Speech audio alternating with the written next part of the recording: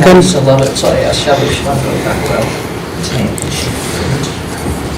We had talked about last night. Did you get a beef and chorizo?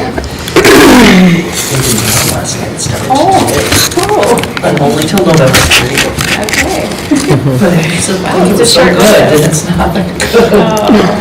Well, either you've changed your I used to love it, so I asked Shelby if she wanted to go Okay, back. we are. All right, those of you just joining us here live, we have called the meeting to order. Jolene read the mission and vision, and we've approved tonight's agenda. We'll carry on. All right, so I'd also like to make a motion to approve the October 26th meeting minutes that were included in the board packet for this evening. I need to abstain from this, I wasn't there. Oh, you can? I can still just abstain. I can send it.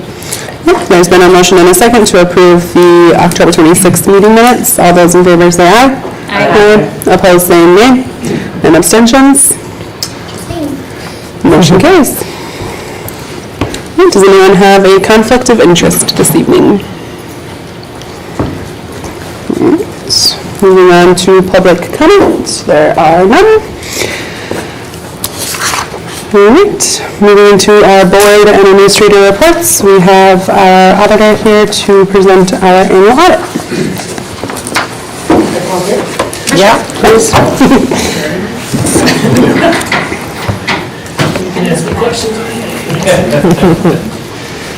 Would you get these handouts if you need them, they're right here. Oh, thanks. So I am Bob, here to present the audit with ABDO. What I'll go through in your packet, or you should have got emailed today probably, the financial statements, the management communication, and the presentation. The presentation is just the PowerPoint. Starts out like this. So this is primarily what I'll go through. It just is summary what's in the audit. And we have to go through all 80 pages of the audit report. So I know you're looking forward to that, but we'll narrow it down a little bit. So we'll go through that. I'll just talk about the auditor's opinion and our responsibility. We'll talk about the general fund results, building company fund, and then key performance indicators. So as far as the audit results, on slide 3, our auditor's opinion, we are issuing an unmodified or clean opinion on your financial statements. So it's the opinion you're looking for when you have a report, an audit prepared or done. Our responsibility is to look at your internal controls, and if there's anything, and test those control, or test the, design our tests around those controls. If there are any high-risk areas that we focus on for our testing of what's in the audit, we'll set our tests around that. So if there's anything in those controls that we feel should be brought to your attention as a higher risk of misstatement or fraud, we present those as a finding in the report. We are not reporting any internal control issues within your report this year, so that's good. And again, there's a clean report. The state auditor's office requires us to go through a checklist of legal compliance requirements that they want us to test based on state statute, the statutes that you fall under.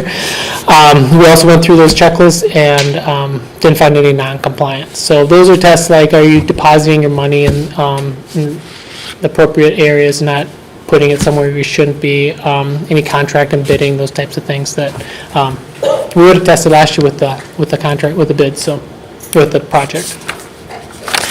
Then we'll get into some of the results. The slide 4, your average daily membership as compared, or along with your general fund expenditures.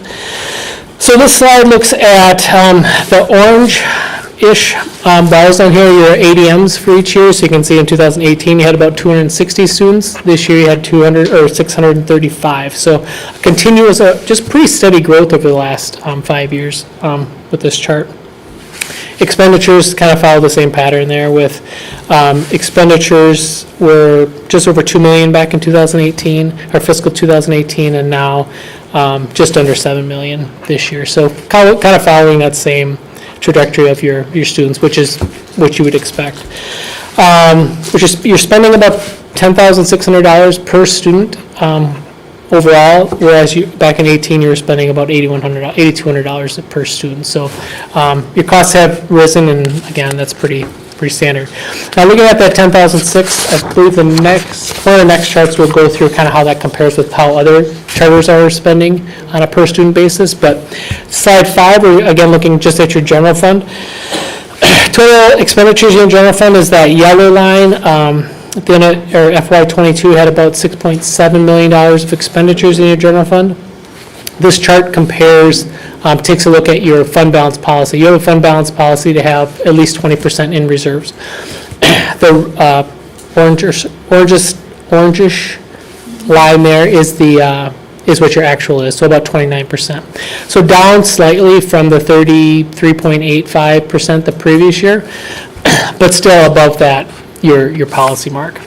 So even though your percentage as a percent of expenditures went down, you can see on the next slide, your overall fund balance went up about $119,000. So the percentage went down just because your expenditures went up so much, but you're still, again, you're in a good position relative to your policy and about where the averages are for other charters. But with here, your revenues, with your amended budget, your revenues were about $35,000 under what you budgeted for that final budget, and your expenditures were $134,000 under what you had budgeted. So within 2% of your budget for on a $6.7 million actual numbers. So overall increase of 119 again, finishing with $1.9 million in fund balance.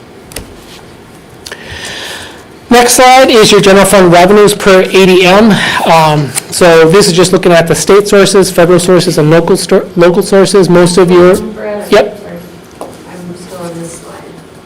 That's what I'm just on. That's what I'm going to do. You're talking so fast. Oh, sorry.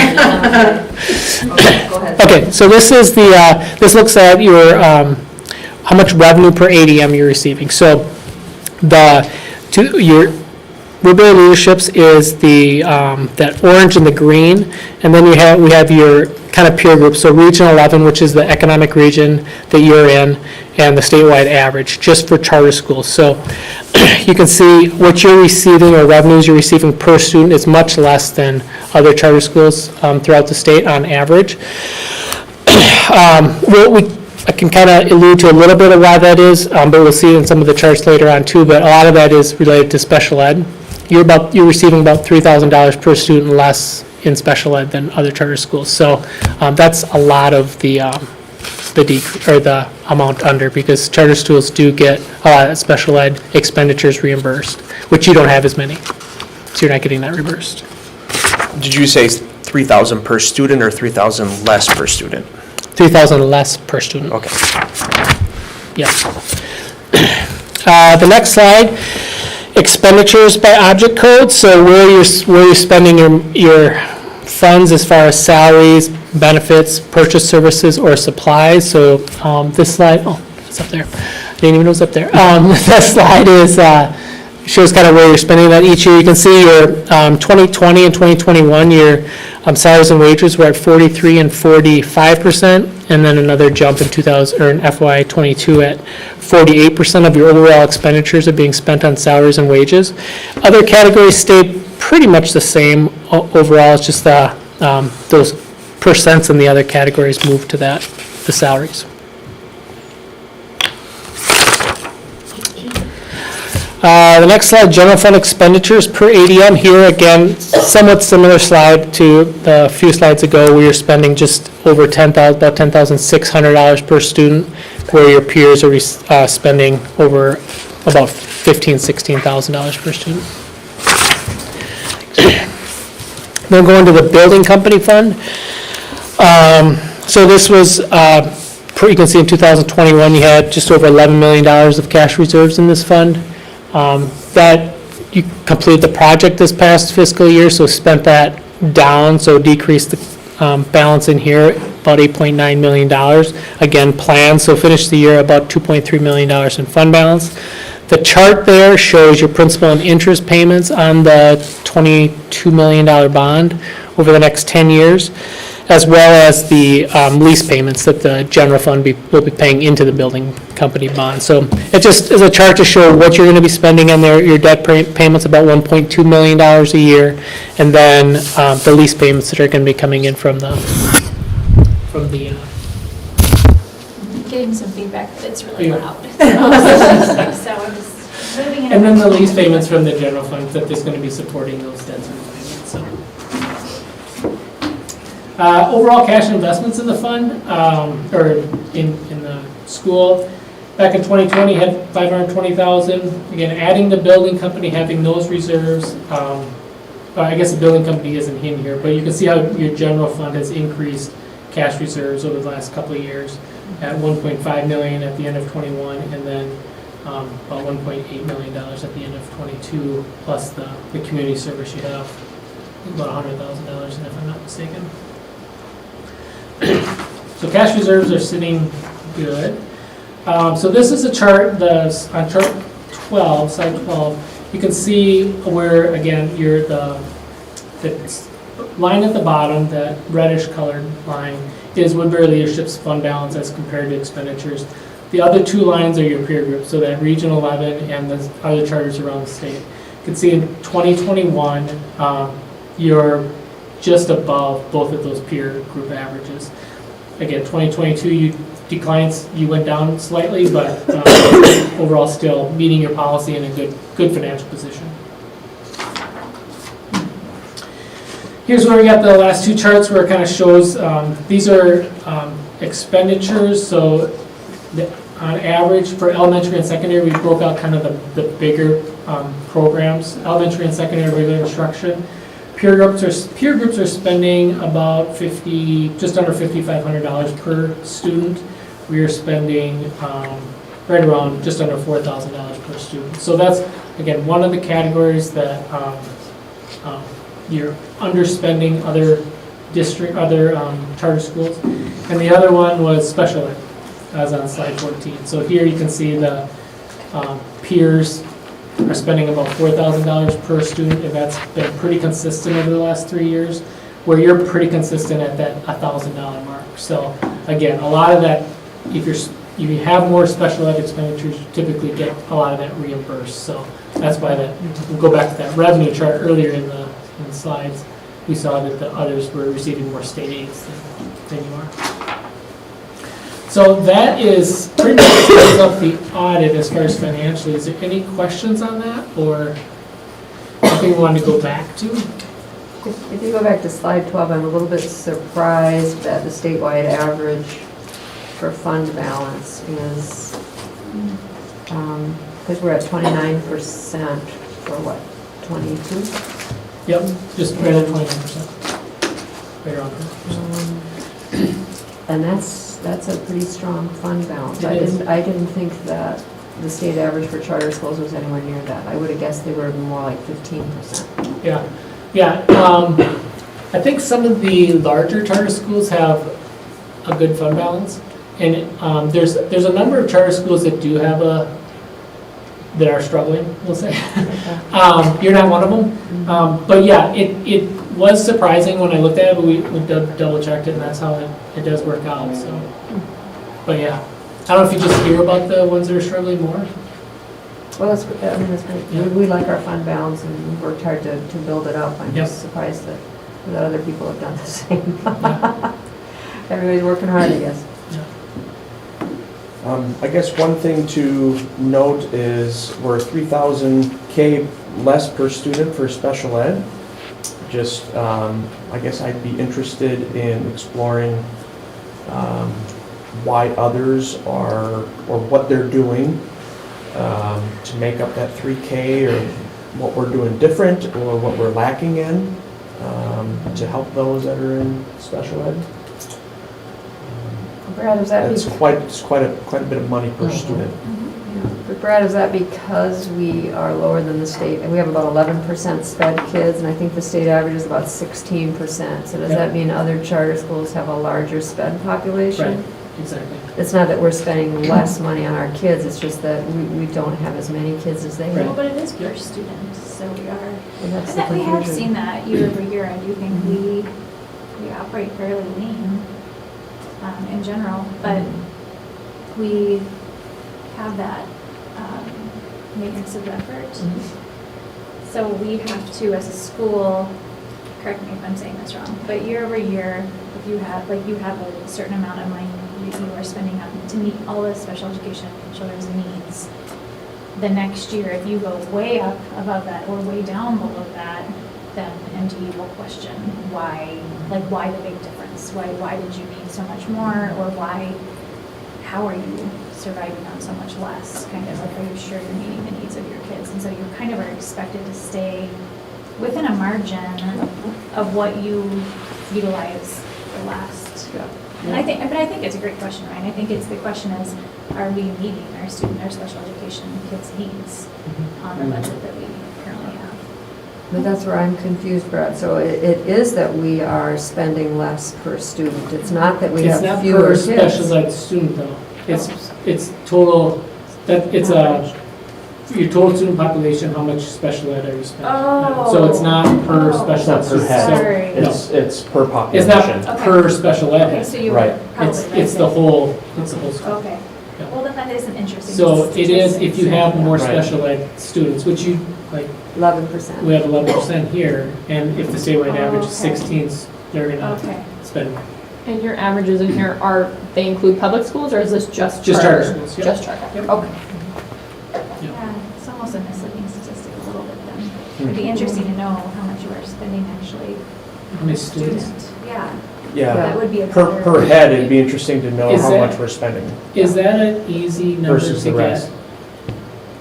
Well, for our On sped a, director. well, on a probably not. statewide basis, I guess I'm wondering, because I'm wondering if we can get that data on a statewide basis per school from MDE, that certainly would be Be more a meaningful. better, Yes. more meaningful Yes. chart. Right. I just don't know if we can get that information on a school by school basis. Yeah, I don't know. I'd have to check with our sped director because, some of them are shared services, shared equipment. Yeah. I don't know how hard it would be to split hairs on that or not, but yeah, that would be more useful data. Because right now, we get a data dump from MDE on how total expenditures on all the different programs, and then we just make it by ADM. So we don't know what number of students are for each school that are special ed. We just have total expenditures. Okay. That's But helpful. I agree with you, it would be more meaningful probably. Yeah, I just want to make sure that we're, Yeah. up to par with investing in our sped students, Yeah. in comparison to the rest, so, yeah. Yeah, that chart's not good to. Right, yep, yeah, that's what It was I'm a good getting at, question. yep. Yeah. And just overall, I feel like we've increased our sped teacher, just the amount of sped teachers we've had has increased a lot over the last 2 years. And Yeah, especially this current year, so it'll look different next year. But we still have about 11% of our sped kids over the last few years, but the amount of services that we're adding in, caseloads are smaller, more paraprofessionals, and so forth.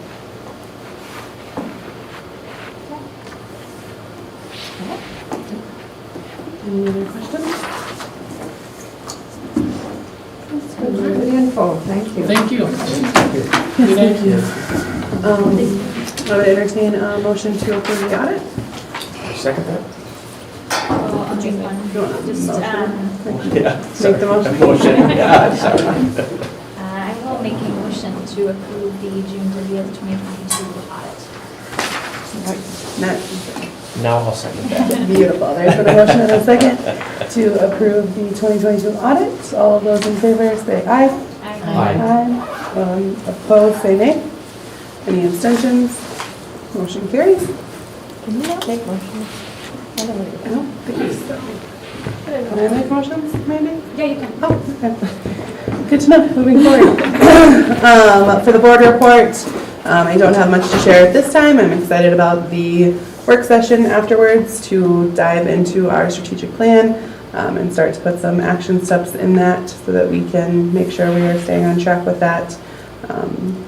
So we will be live for that as well for those watching. So stick around and see what we can come up with for action steps. So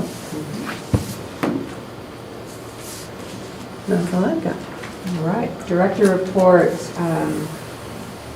Let's start organizational leadership. I'm excited to say that when we come back from Thanksgiving break, Cassidy, it's the first Monday after, so that must be the 28th.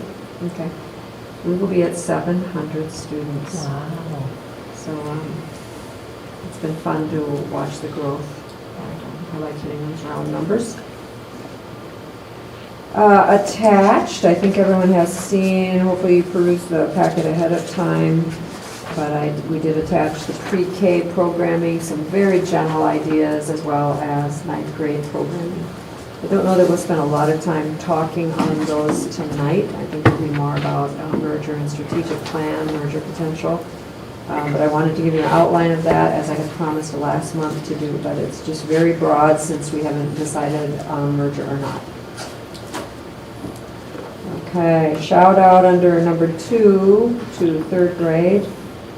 They are really making strong gains with reading goals, reading abilities, with 40% of their kids already meeting year-end goals for reading achievement. So that's pretty neat to watch what's going on with the data-driven instruction.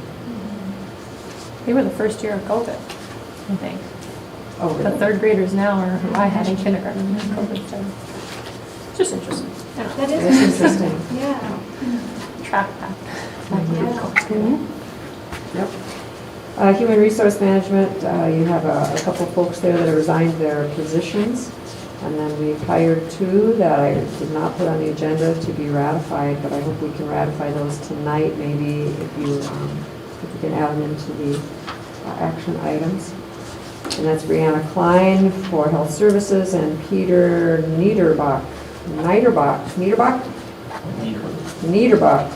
has been hired as a paraprofessional.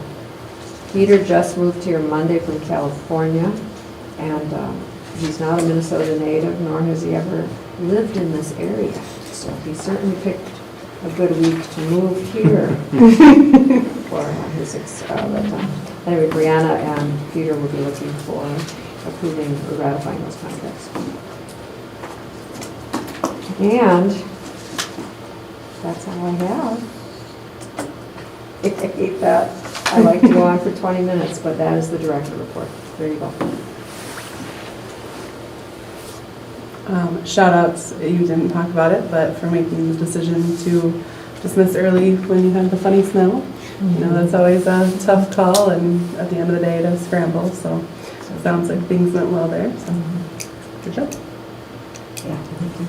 All right, we will turn it over to Burton. Okay, Brenda, we're ready for you.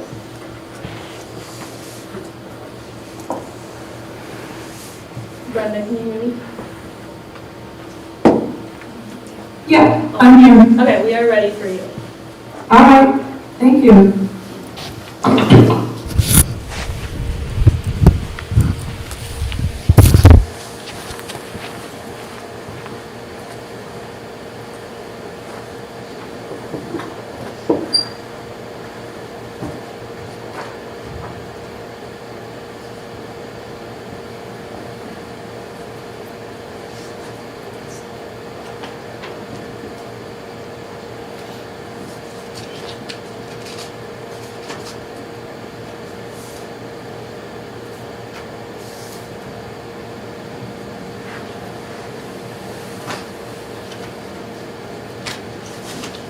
Can everybody hear me okay? Yes. Yes, we can. Okay, great. All right, tonight I'm going to be presenting the October 31st financial statements. And I'm going to skip to page 3 and discuss the executive summary. And we are currently working on a working budget of 680 ADMs. Our actual enrollment is at 693. But we are continuing to keep the ADM at a conservative number and continue to watch that through this next couple of months to make sure that we're still on track. Our projected surplus in the general fund for the year was originally at 255, 630, and that's just, we are also planning to spend about 7,500 in the community service fund. And we have updated our working budget projection, and that surplus is now at 272,798, so just slightly higher than our adopted budget. So doing well and getting the budget to balance. Our projected days of cash on hand are 109 days, so very strong cash-wise. Per our covenants, we need to have 45 days of cash on hand. So as of October 31st, we are 33% through the school year complete, 4 months in. Our cash balance is at $2,251,000, and that is up from last month of $2,162,000. And that's primarily because we just received our third large payment of last year's holdback money. And we got 3 large payments, and we just received that third last big one. The rest of the state aids receivable will be reconciled here in the spring. And so right now it shows that we have a credit balance of $26,000. But what ends up happening is the state will reconcile lease aid and special ed aid. And so that number will probably change a little bit as we get into next spring. Our current revenues year-to-date are at 33.3% right on budget, and our expenditures dispersed are at 26% of the working budget. So doing well according to a straight line of 33% through the school year, well within the budget. Other items, our lease aid has been approved, so that is part of the cash flow. And of course, we just got the audit, so that field work was complete. And we're continuing to work with the working budget and reconciling that each month. And when there are enough changes in that working budget, the finance committee will decide when to bring that to the board for approval to make that the revised budget. We don't have to approve that now, but we can prove that whenever we're ready. Sometimes when there's a lot of changes, we like to get those approved and then we can move forward from there with any additional changes through the school year. The next part of our packet is the dashboard. And this, in the very top section of this, it just summarizes everything I just said. We keep track of the approved and the working budget at the top, and also the year-to-date activity. So you can see just by one snapshot where we are at as of October 31st. So doing well according to the budget and year-to-date actuals. The next section of the dashboard is really interesting. It puts into a pie chart your budget revenues on the left is the working budget revenues. And you can see the 95% of your budget is, let's just say 94%, is state aid. So we do have a small amount of federal aids, but mostly is gen ed aids and state aids that are driven by enrollment. So we watch that really close. And your salaries and benefits make up about 44% of the budget, and then it's actually a good breakdown here. Purchase services is another 15%, and then grants and other costs are here in the green, and those are including the grants and other costs. That's including that special ed expense. So you can see where that's a pretty good chunk of your chart here too.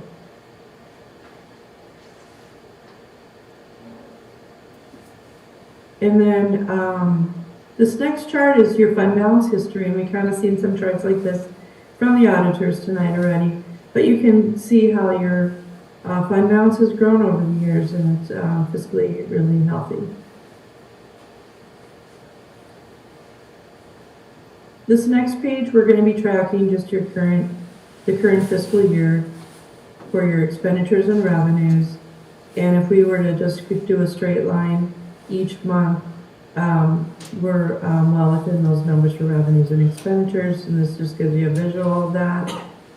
And then of course we're always tracking the enrollment, and you can see that we don't have a line going yet because it's early in the school year, but you can see that our enrollment is higher than what we budgeted. This is the lower number, and that's because we're being conservative at this time of the year.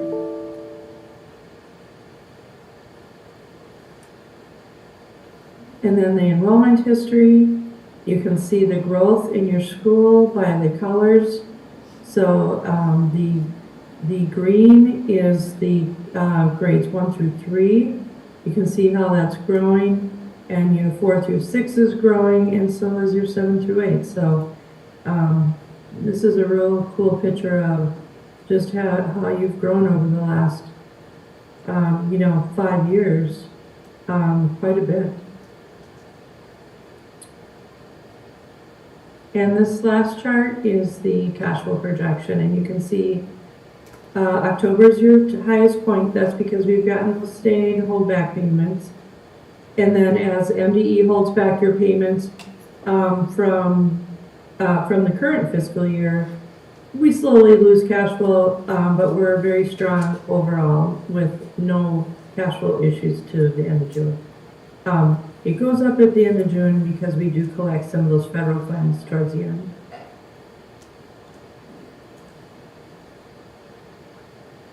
This next page is the balance sheet, and I pretty much already talked about this. Our biggest number on the balance sheet is $2,251,000, and that's this, and that's probably the highest it's going to be this year, but very strong cash-wise. We do have a stated due from the building company, and we're currently working on that reimbursement. So this number should go down significantly. And your current holdback from MD is at $228,000. So that number will continue to grow as the school year goes on, and so is your federal receivable. So those will be collected later in the year. And the next biggest number on this balance sheet is your net income year to date. So your revenues are exceeding expenditures by $581,000. And that's because some of your expenditures are a little lower year to date. And those will pick up as we get into full swing here after the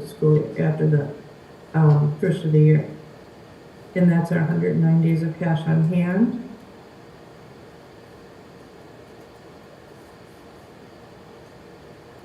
And this is our income statement on the next section here. And you can see that we track the working budget changes on the right-hand column. And this year-to-date activity is reflecting 33.3% of the working budget. So we're well within that budget. We'll continue to track that working budget at the top here in column 2. Total federal revenues are about 20.8% working budget, and our local revenues are doing really well at about 53%. And that's because we received some of these grant funds early on in the school year, so that's kind of nice because we have those funds to spend. And then the next page, page 8, are the expenditure summary, and you can see all the changes that we've made to the budget for balancing the budget for expenditures. And one of the things that you can just do is look down this line and kind of visualize the percent of the year-to-date budget, working budget.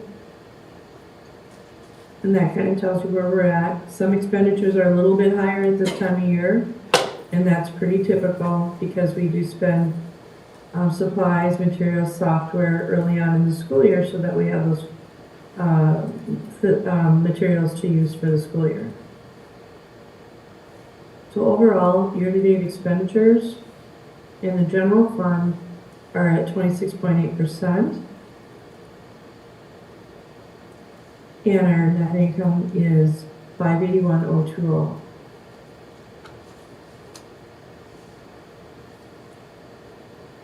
And you can see that our working budget is reflecting about $165,000 in reduced expenditures. And that's there to offset that loss in gen ed revenue. And the community service fund is separate, and that shows no activity year to date so far.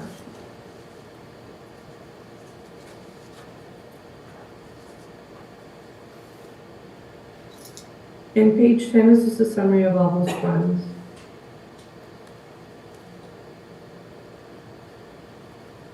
And if we end the fiscal year with our budget target of $272,798, we add that to our beginning fund balance of $2,015,000, we would end up with a 30% fund balance of $2,288,000. And our debt service coverage ratio will be at 1.26.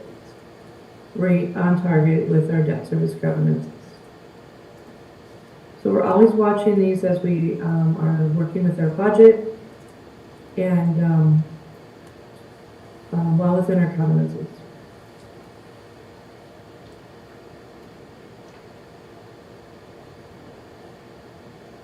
The next page is just that detail on that cash flow projection that we have. And then the final page is contracted services. Again, overall, we're about 31% of the total working budget. So well within the contracted services budget too. And that's the end of the financial report. Are there any questions for me? No questions. All right, Brenda, thank you. thank you. Bye. Bye.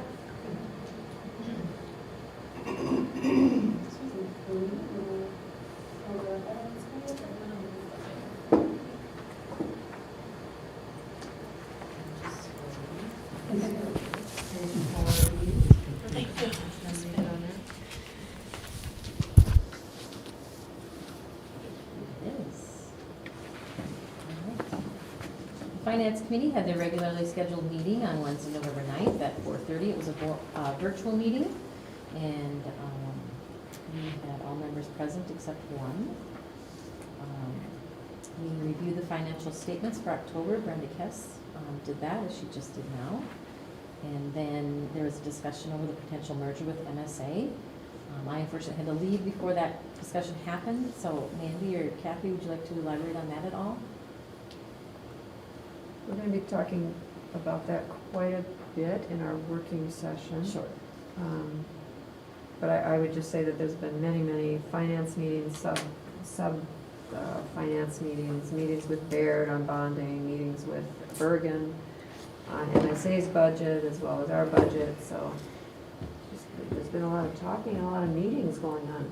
Yeah, I think it's just important for us to do our due diligence to make sure that we understand all the implication, financial and otherwise, of venturing into a potential merger. And so we wanted to make sure as a group that we were doing that due diligence. So, yeah, it was a good conversation. And I think we'll revisit it during our merger. Okay, very good, thank you.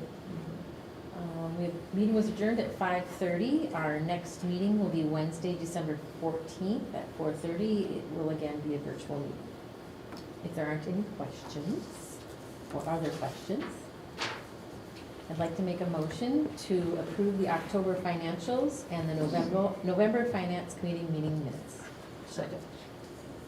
There's been a motion and a second to approve the Finance Committee October financials, November Finance Committee minutes, and the Financial Director's report. Any further discussion? All those in favor say aye. Aye. Opposed say nay. Any abstentions? Motion carries. We'll move on to the Governance Committee. Yes, so it seems like I have a lot, but I promise I won't be that long. I'm trying to find the paper I wanted to go over, but that's okay. So we actually met on Thursday, November 10th, not Friday the 11th. The date was just a little wrong on the minutes. At 4:30, and we had a Google Meet link for the public, but otherwise we met mostly in person. I think Shelby was the only virtual person who joined it. We were missing a few members. But we just kind of tidied up quite a few policies, just adding little edits. So they were all in your packet, that's why it was so long. But each one probably only had a few red changes in it. So we updated 413, harassment and violence, just edited, this complaint would go to a board chair. If it was about an administrator, it would go to the board chair. Just because it kind of looped around on itself in the policy before. So we just cleaned that part up. We looked at 801 again, so the equal access of facilities, and that one, doesn't really talk about as much of like renting out facilities, it's just that we have to offer it equally among groups of people. So we didn't edit anything in that, we just changed formatting, so that one's up for second reading too. We did kind of then bounce over to the board member code of ethics that we had brought last month, and just Mandy had some edits, suggestions, and that made us look kind of deeper at it and kind of clean it up so that it was really what we wanted to fit for our board. So that was in your packet too. That one did have quite a few edits from the last time we had it, so if anybody has any questions on that, we can definitely talk about that. We just took a lot of the kind of the wordiness out and hopefully made it more straightforward for incoming board members and current board members to kind of understand that piece of it. So that one, hopefully we'll just get it finalized tonight, and then that will be what will be on the website and presented to new board members going forward. As far as discipline actions or things we might do to remediate conflicts. Any questions on that? No. That was like our biggest thing that we really edited. And mine is just more of a, now that we have these three, I don't know if I should call them policies, or we have, the code of ethics, the performance expectations, and the job description. I'm just wondering if we do anything more formal with them. Like, should we make them policies? Like, should we assign them a number and make them a policy? Or, like, currently they are, on our website, under the board directors section, and then we do make it a point to go over new board members in the orientation. We go over them. I don't know. I'm just wondering if we have a lot of staff, or we have student policies, we have staff policies, and we actually have policy numbers, and they're in our list of policies. I don't know. These ones just feel like they're kind of floating a little bit. And I'm just wondering, I think I'm fine with the content of them. Just wondering if maybe as a governance committee you want to think about, I don't think that would hold us up from like approving it tonight. I'm just wondering like what we should we just leave them floating, or? Yeah, I think we could probably either go the route of like board members signing off that they agree to it, rather than making it a policy, because I don't know when we were reviewing it if many people or many other places had it as policies. Okay. But if we wanted to make it more official, I think that's something we could add in at orientation. Okay. Like, yes, I've read these and I agree to these things. So it's almost more like a handbook. Yeah. Okay. Yeah. It's like the board handbook. Yeah, I guess. Yeah, staff Okay. sign up on there. Okay. So I don't know if that's something we would really need to approve as a board if we wanted people to sign. I was just a question. Yeah. There's a kaleidoscope charter school out in Oak River or at Sago or somewhere over there. They have sort of a handbook for board members that includes a lot of that, so we could maybe look at that this summer as being a cut and paste and tailor it for, with some references on Robert's rules and code of ethics. There's just sort of some things there. But I definitely like the formality of having board members sign off that they've read and understood these things. Agree. So that we know we didn't miss anybody. Yeah. And I think it would be beneficial for those of us already on the board, just as a review, to review and sign as well. Some of us, when we were brought on, we didn't sign, so I think it would be the right thing to do for all of us to review them and sign them as well, so that it's on file, so that if anything comes up in the future, we don't have anyone who can say, oh, I didn't know. Right? Maybe I can add that to maybe a future agenda item for the governance committee to kind of put that together, and then we can bring it to. Put together a document. Okay. And you did say we did have one from the past, did I send that to you? I think you The shared it with us. signature. Okay. Yeah. And Putting you it can't change it, together. you can do whatever you want. Well, So you're not reinventing the wheel. Yeah. okay. So that's good for us to know. And then we looked at 418, and this one was our drug-free workplace, and we just added that staff should store medications away from students, not within reach, and everything like that. That was a small edit. And then we looked at our 900. So this one was the community use of facilities, and it's pretty basic right now if you had a chance to look through it. We decided to keep it basic for now because of just so many things in flux with the merger that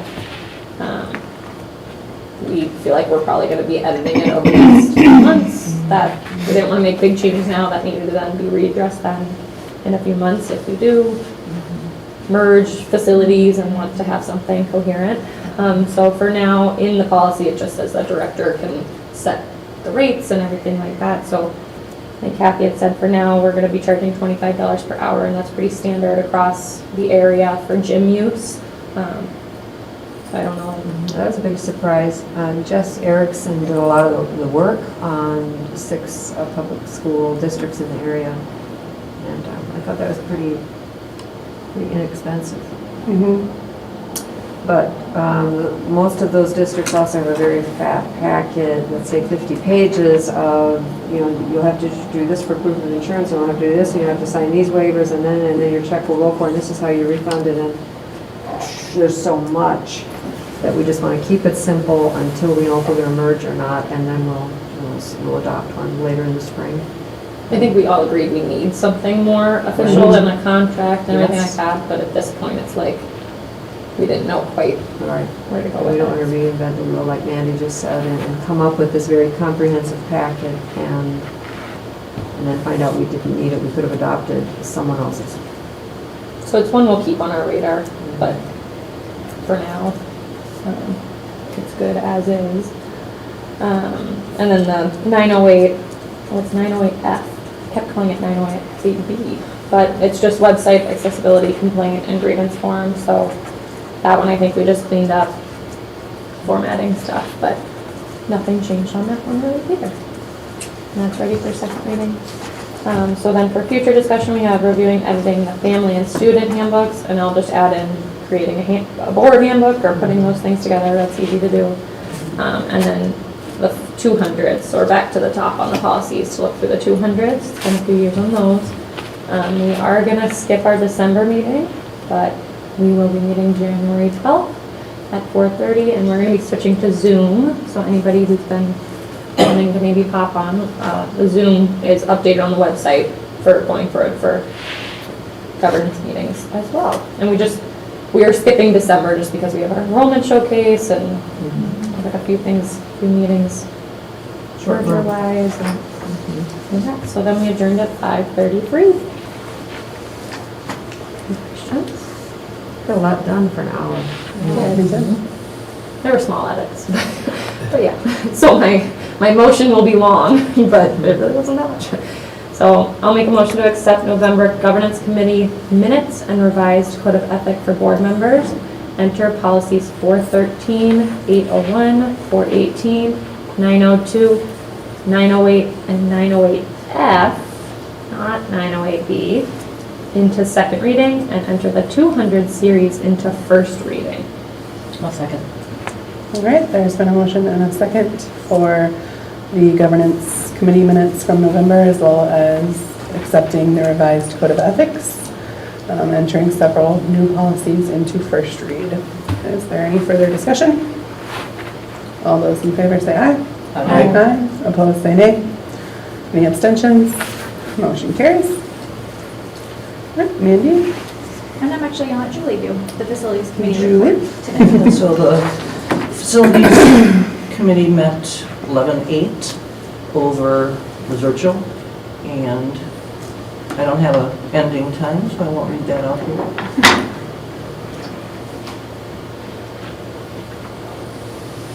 The certificate of occupancy was issued September 8th of '22. Substantial completion, these are kind of just review items, July 15th.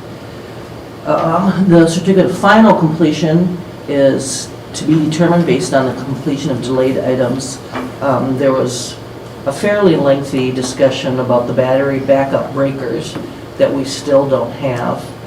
And we kind of discussed some workaround options that aren't up to code, but we may get by with them.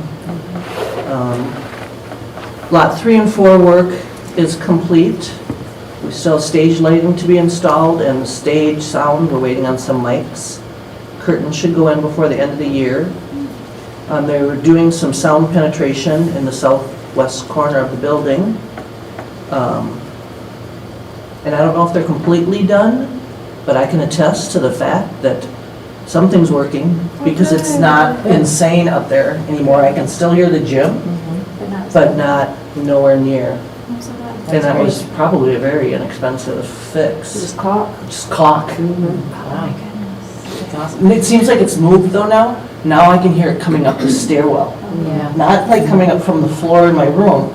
It's coming from the stairwell. So maybe they haven't done it over there yet. I don't know. You need a lot of caulk to fill that stairwell. Yeah, so just to be clear for those that are tuning in, there was a gap, essentially. This is really dumbed down, but a gap between the second and the third floor that was allowing sound to come up through it. And so that gap was essentially closed off, and so I don't know, but it sounds like Julie knows. It made a big difference. It did. So that was identified and mitigated, so. That's awesome. Awesome. The trustee, it says, next important date, 11/26 is the expiration date of expenditures per the regulatory agreement, and will likely need to ask for an extension if the backup breakers are delayed. And I think we've already determined that we know they're going to be. Yeah. Upcoming things to take care of, signing the disbursement requests, number 16, 2. And, number 2 is change order number 9. And establish proof of expenditures reimbursements for completion date as defined in section 5.9 of the loan agreement. And then the city has asked for us to do a couple things with the area across the street there. Adding signage that states no vehicles allowed, stabilizing an area with landscape materials in the spring, and they'll contact us in the future about having an agreement amending the existing O&M easement.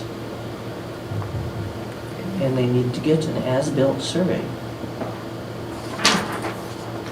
And I don't have an end time, but I would entertain any questions.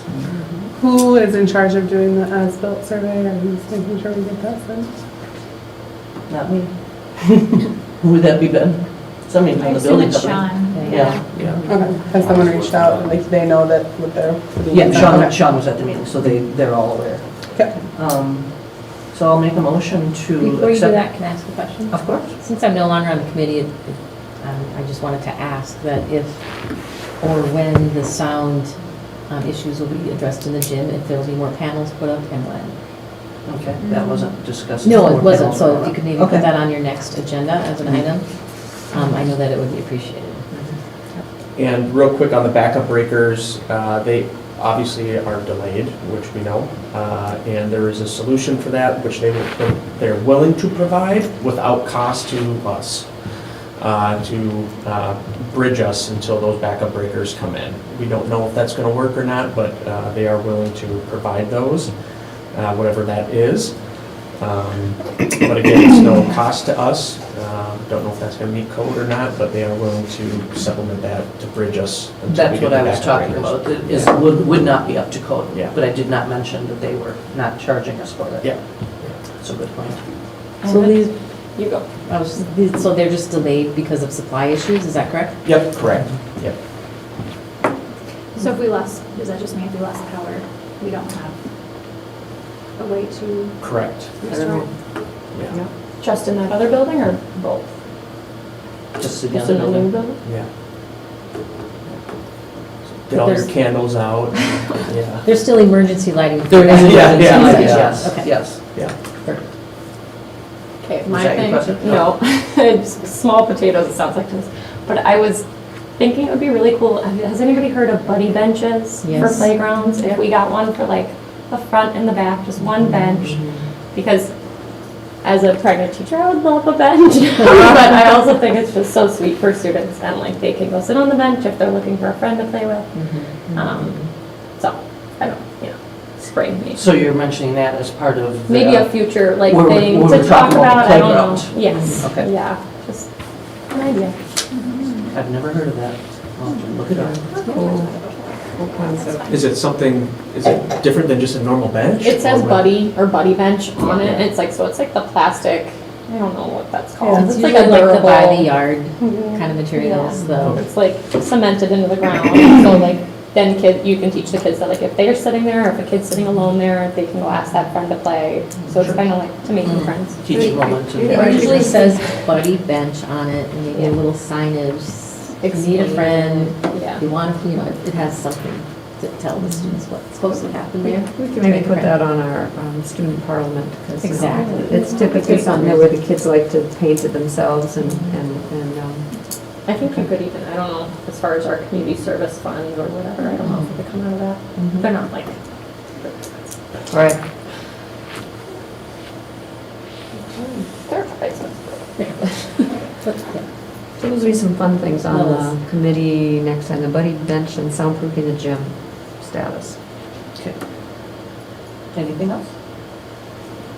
So I would make a motion to approve the Facilities Committee report from 11/8/22.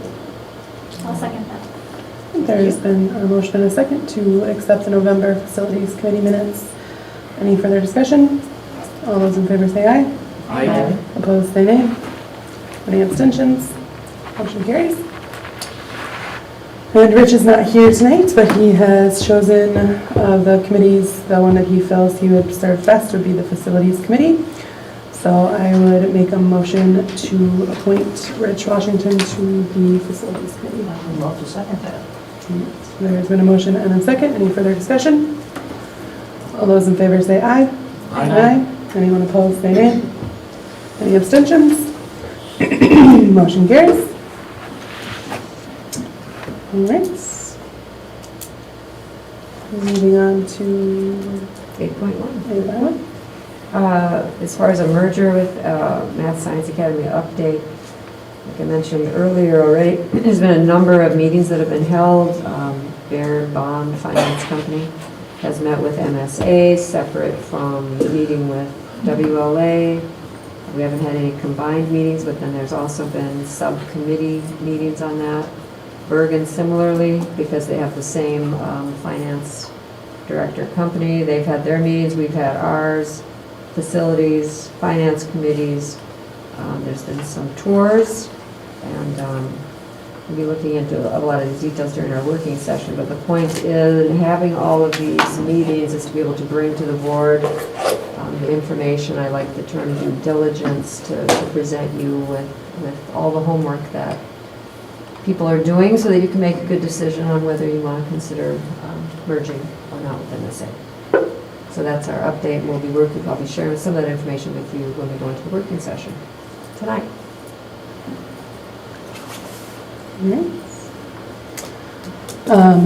We'll also be looking at our strategic planning as we move forward. One thing I did want to note and forgot about was that we did, this is the final step in the suggestions made to us by our authorizer in reviewing the complaints that were made against us. We had created some steps and we've checked everything off except for following up on our strategic plans and goals.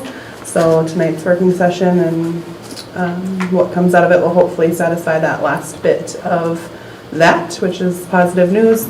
So all of the things that were suggested to us, we have taken seriously. We have completed. The Board of Ethics was one of the big ones that the Code of Ethics was one of the big ones that they had suggested to us as well. So approving that tonight checks that off the list. So we have completed all of the things that were asked of us for that, which I think is worth noting. But I off my brain earlier. So looking at our strategic planning, we do have an agenda for our work session this evening, but just reminding everyone our strategic goals to exercise fiscal responsibility with sustainable growth while maintaining quality facilities, ensuring competitive staff pay, and appropriating necessary instructional and operational supplies. So it'll be nice to hear the discussion that happened at the Finance Committee. Providing a safe and healthy learning environment that celebrates our diversity and builds community, and establishing WLA as a respected destination school in the area known for high academic achievement and ranked nationally as a core knowledge school of distinction. So we will keep those three things in mind as we move into our work session and create some action steps for making sure we're staying on track with those things. Awesome. On 8.3, I just wanted to review the student enrollment process. If you're not aware, Ryan or Shelby, our lottery begins December 1st, and then that will carry through January 31st. The first working day in February is when we actually have the lottery. And it's computerized. We witness, Nancy is the one that's been doing it, and she has a couple of us that stand there and witness it, but it's not something that can be manipulated. So go through that process. We're having our enrollment showcase, I think Thursday night, December 8th. I hope I have the right date on that.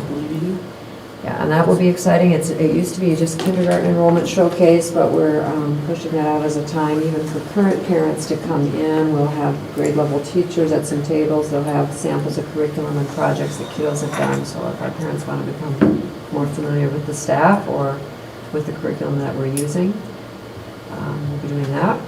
Do you know what time that is? No idea. 5:30 to 6? Say it again? No, Not 5:30 to 6? I believe it's 5 to 6:30. Oh, yeah, I hope it's longer than half an hour. It's Yeah. definitely longer than a half hour, but when we originally planned it was supposed to be 4:30 to 6. So it's either 4:30 to 6 or 5 to 6:30. So Is it the correct time that Ms. She Walsh sent sent out? Wallace? Nate, sorry, Nate. Oh, then probably. It might have got adjusted a little bit just to maybe allow for more students to get home or, you know, parents to get. Yeah, we It wanted was staff to be different, able to have some sorry. dinner and set up. Yeah, tables. so it might have just gotten shifted back that half hour since I was in the planning meeting. Oh, I wrote it down wrong. Ms. Kerr told us 5 to 6:30. It's an hour and a half, and I think, I mean, I don't think we can do it, but when we were planning it, we were thinking like tours, like parents could be on a walking guided tour of the whole facilities, they could see like new families who've never been. So those were just ideas that were coming out. So that's exciting. And then sometime in, probably at our January board meeting, I'll ask the board, and because then we'll know if we're going to be merging or not, and I'll be asking the board to confirm section numbers. You know, are we going to continue with 5 sections of kindergarten and so forth? And some of that will be limited depending on if we merge or not. So I imagine it will stay about the same for all of our grades K through 8. Anyway, we'll confirm the section numbers at that time in January, right before we pull the lottery. Is enrollment still like, I know we had talked about like online enrollment versus paper enrollment or anything like that. Has anything Yeah. with that changed? Well, I'm gonna let Cassidy, look at you smiling over there. Cassidy made a big pitch, and it was just like you were preaching to the choir, and I'm like, she's done all her homework, and I'm like, I'm already okay with it, Cassidy, but why don't you give the, I reached out to Synergy for like a proposal to do like online registration because being my first year doing paper form, it was insane. And so that was my first goal. So I reached out and it'll actually save us money because of the stamps and stuffing and the hours spent doing everything. So there's just an initial cost. can you go into that a little bit? Because I want them to be impressed by the homework you do. She had a list. It takes this for 40 hours, and then the envelopes cost, and then the postage cost, Also, and then. Just for like the summer envelopes that I sent out for like returning students and not including new students, we spent about almost $1,500 just on stamps and envelopes and labels. And then it took a whole 40 hours, like a whole week for me to stuff it, organize it, stamp it, everything like that. Then plus then for new students in the data entry portion of it, it's anywhere from 40 to 60 hours of just entering in all the new students and all of that information, and then also finding all that data. With online registration, basically it's really nice instead of me having to, them filling out a piece of paper, having to figure out how to get it to me, and then me entering it in, and then possibly I can't read what they're writing. They have to enter it in on the computer instead. We'll have paper forms too for those that don't have internet access, but they enter in all the information and they can just do it in one sitting, so it prevents more data errors, and it also just makes sure that we get all the information needed and necessary.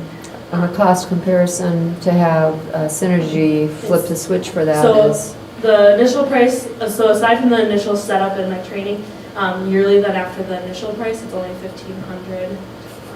That was, so, I mean. and will we be able to do that this spring, or do we have to change it in April for the fall? Well, so we would have to, get started. And so I know we put it on hold just because of the cost of the merger and things like that. So we're gonna connect in January and hopefully we'll be able to get it set up for at least like any of the new students that get entered in after that.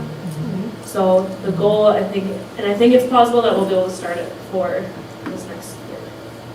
If we just make sure as soon as we have a decision on where we're going, then I can get everything started. So I'm super excited. Well, good job. Yeah, Getting all thank the numbers. It's time. That's time. Past time. Yeah. Add, if we could do. And you don't have to have nice experiences at the post office.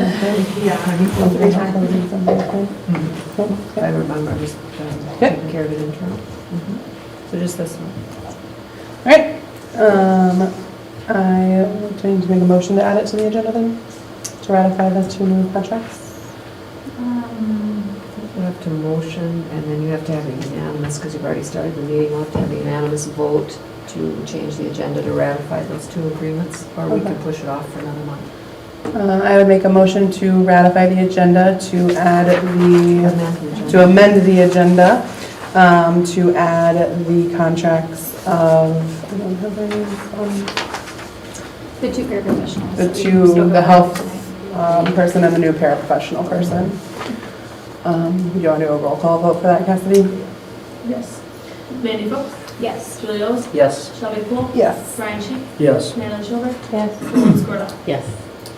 All right, so we will amend the agenda then. That motion carries. Ratify the employment agreements for Brianna Klein. Okay, to ratify the employments for Brianna Klein and Peter Niederbach. So you're making a motion? I'll second that motion. All right, there's been a motion and a second to ratify Brianna Klein and Peter Niederbach's position, employment agreements. Any further discussion? All those in favor say aye. Aye. Anyone opposed? Any abstentions? Motion carries. All right. We will go ahead and future items, I think as we move into the working session, that'll give us more clarity of where we're headed, so I'm excited to get that started.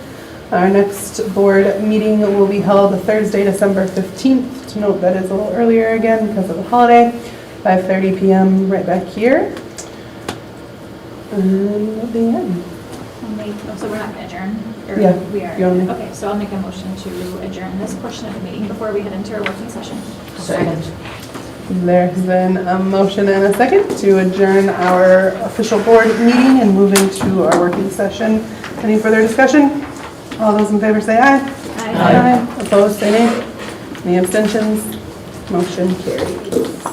Take like just a couple minutes. Yes, let's take a 5-minute break and come back.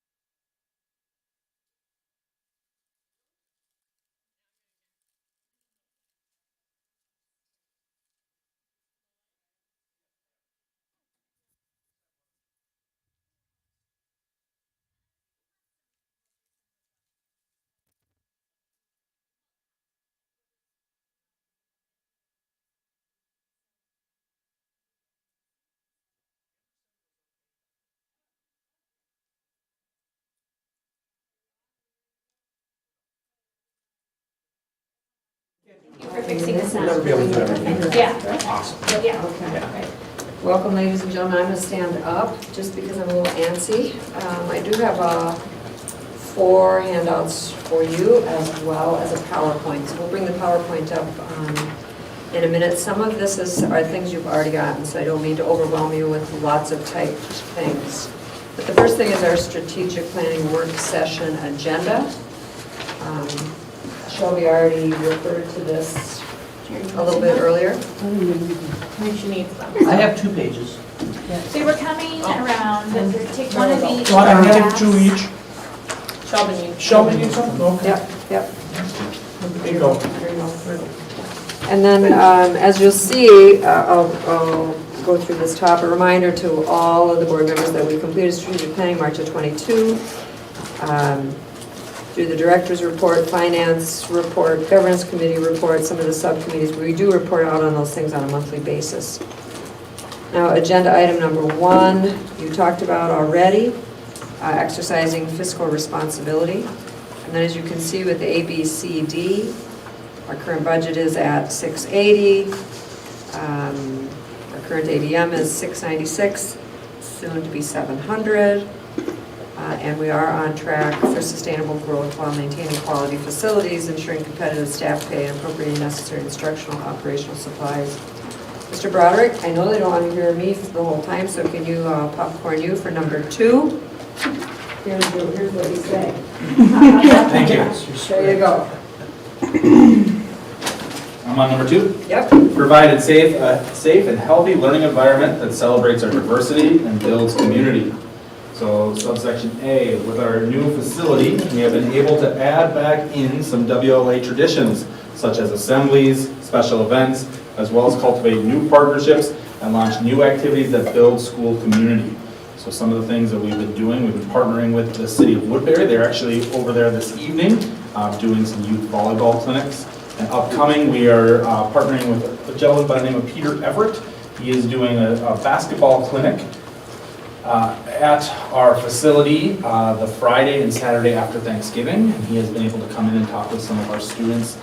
He has a youth leadership program as well, so he's been a wonderful person to partner with. So just some of the things that we're kind of bringing in. We've had 4-H in there. Yep. We've had Young Rembrandts. We have our first jazz craft, music. we have a craft fair this weekend, That's right. Friday and Saturday. That's going to be in our new facility as well. So really reaching out. We have more community members that are offering their services to us in lieu of them using our facility, and so we really want to continue to build those partnerships going forward.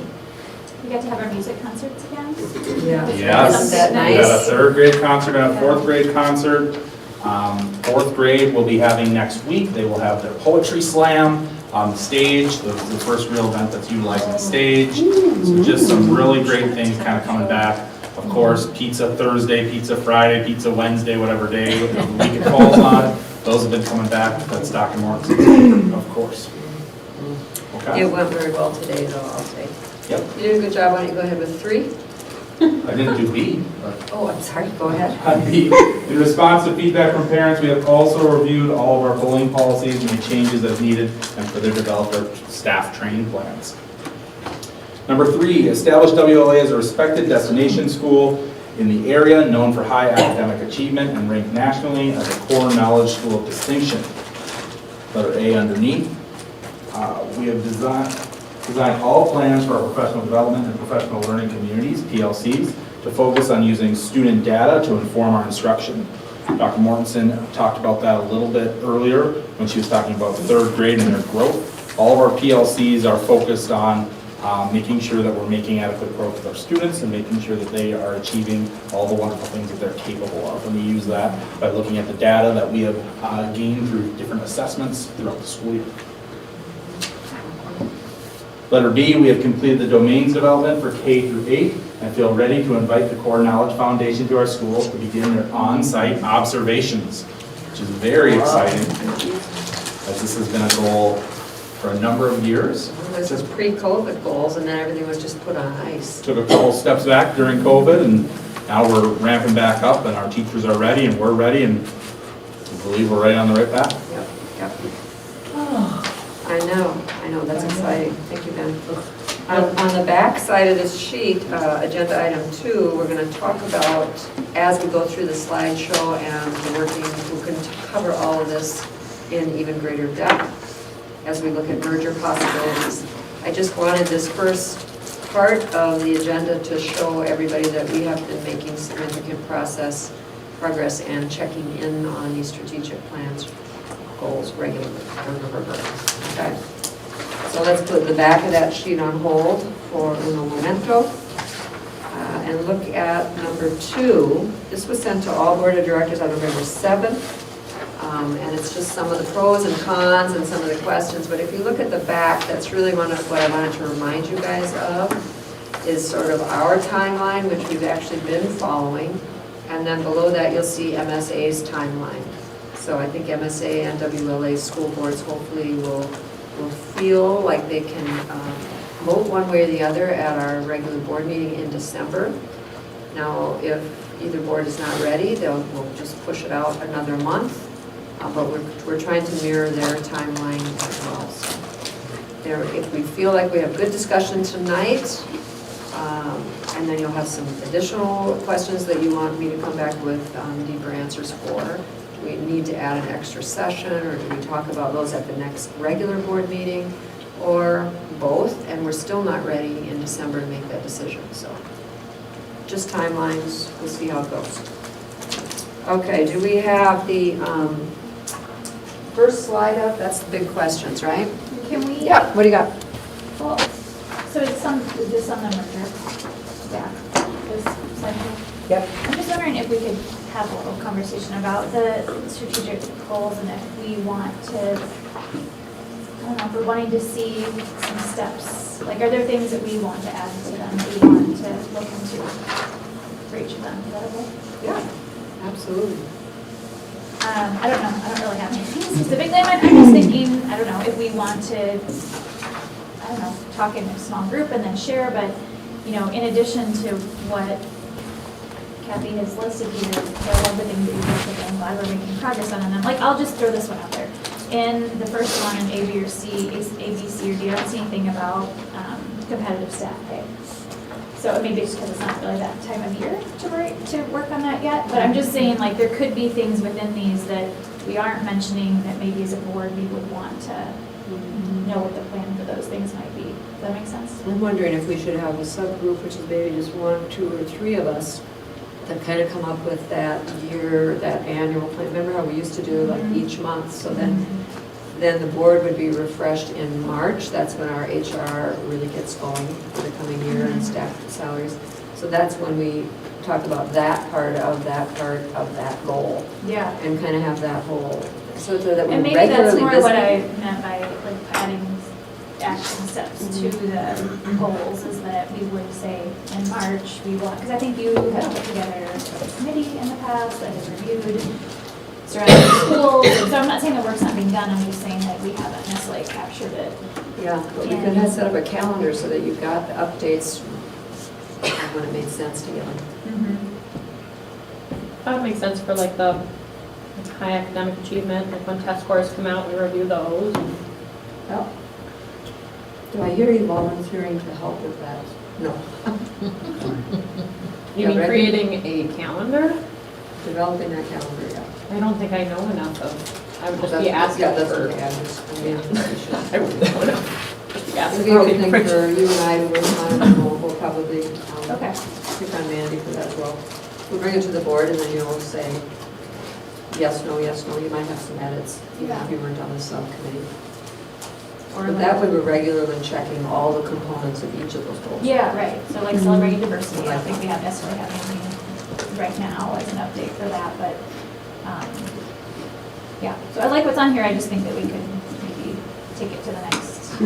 I agree, and I think that was kind of, the merger is part of the discussion tonight, but I think that was also kind of our plan tonight, was to put some action steps in here and kind of get that started, so I think that is worth, if we want to do that before or after the merger conversation, I'm open to either, but I've got some like ideas too, and things that I've kind of come up with for under each thing to throw in there, so.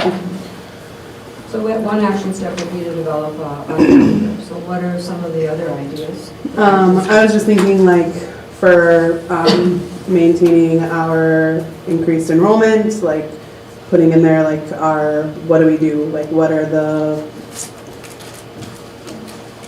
kind of things do we do, like the commercial and what marketing, thank you. My brain is gone tonight. But like what marketing things do we do? What events do we hold to bring people in to see our space, that kind of stuff, making sure that we're doing those kinds of things. I was thinking for the Celebrating Diversity, like do you guys have a goal each month to have X amount of celebrations? Do you have like,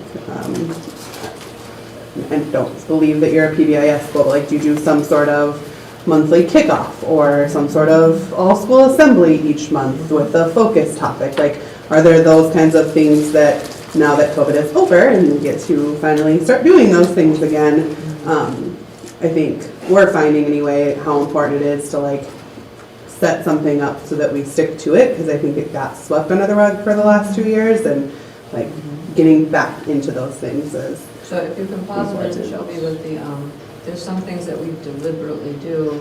You know, we have, Ben has some diversity presentations at some of our Friday staff meetings. We have some events with Students International Dinner and so forth, but you as non-employee board members might not know about those. So Right. How do we let them know? Yeah. How do we report out on these things, I guess? Aren't those things that are in your director's report? You talk about our staff If I meetings. think of it, if I remember it, when I'm writing I it. feel like there's so many little things though, I know. like for Diwali, that we got emails out like, hey, share this book with your students because we have a large Indian population, so celebrating that piece and just different little things that. I sometimes do a bulletin board in middle school for different things, and some of the other middle school teachers thankfully took that over. Yeah, but you're very good at that as far as last year, you know, Women's History Month and this and this and this. And now they have a whole other thing going on up there, but so maybe an action step for that would be to come somehow have Ben Broderick come up with a template of how to report out on that.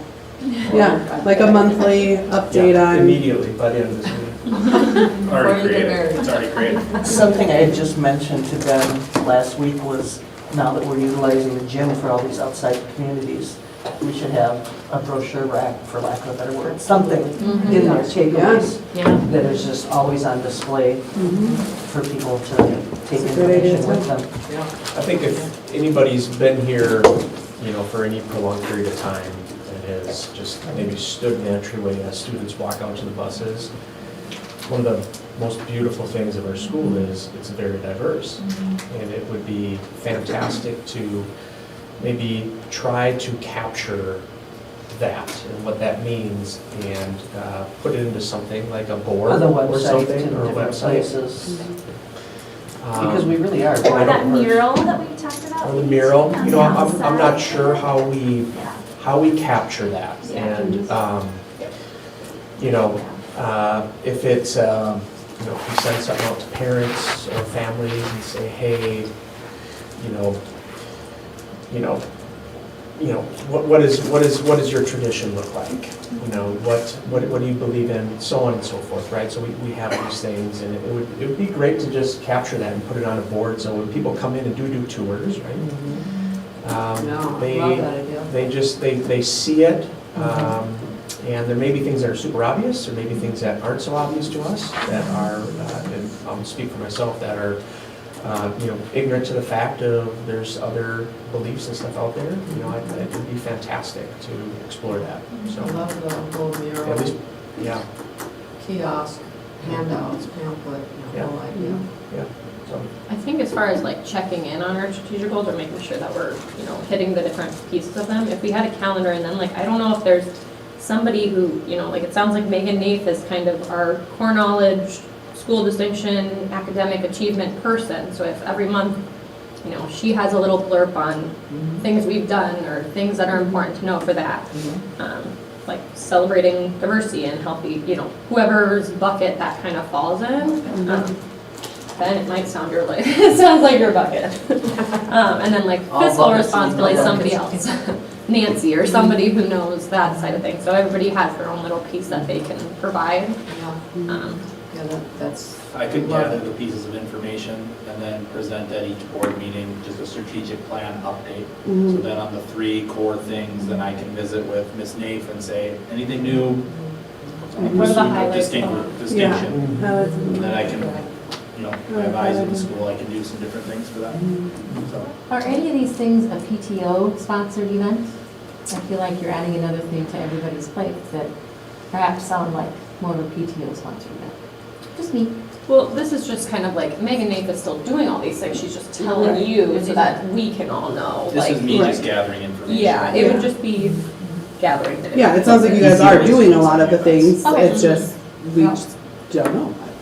I was We mean. at a school once and you walked in the door and they had like this huge wall of those pictures that like some are flat to the wall and some are, and it was all of the students and there was so much diversity and so many smiling faces and I mean, you just loved walking in every day. It was neat. Yeah. I'd love to do something. I wish I could have gotten a cues by Fayez in our video. He got shy at the last minute on me. And I think like the first goal, the, budget stuff, like we get that every month with Bergen and we get that with the finance reports and the, facilities report. Like those things I think we hear about each month and so it's easy to say like, yep, we know we're doing a great job with number 1 because we get a report on it every month, but 2 and 3 I think kind of are more objective than quantitative and so it would be good to quantitate them some way. Yeah. I think Jess Erickson would know a lot about 2 as well. So even if she was the person who gave you kind of updates on safe and healthy learning environment, and she goes to all the PTO meetings, so she would know Yeah. the PTO events too. Jess and Ben report. And Megan. I think that's a great, I think the calendar and then that update are 2 great action steps. Let's start with that and then we'll see. We can revisit. All right. Yeah, I wasn't trying to necessarily add more things to your plate, just trying to celebrate I what was. we know is happening. Yeah. It sounds like I would. Yeah. Yeah. Yeah. Okay, Move on or? now we're ready. All right, now we're ready. So the big questions, and then, Ben, if you want to hand these out. This went out to Facilities Committee members on November 8th. And I'm just going to highlight some things. I don't expect you all to read it. But MSA has been drafting various facility plans for potential move. And they are outlining for the 23-24 school year that we would have all K-8 kids here at this current WLA site. And you've got some numbers there. And that they would keep their grades 9 through 12 at their current MSA site. They'd go from 4 buildings over there to 2 buildings. And they would be completely redoing the parking lot, adding green spaces, putting up a 2-story addition, and renovating 2 of those 4 buildings completely for K-5 students. And then as you see, the next year, they would have, they're proposing that K-5 would then move to that renovated site, and they'd have grades 6 through 12 here, and then they would go into a second phase of construction, or we would go into a second phase of construction.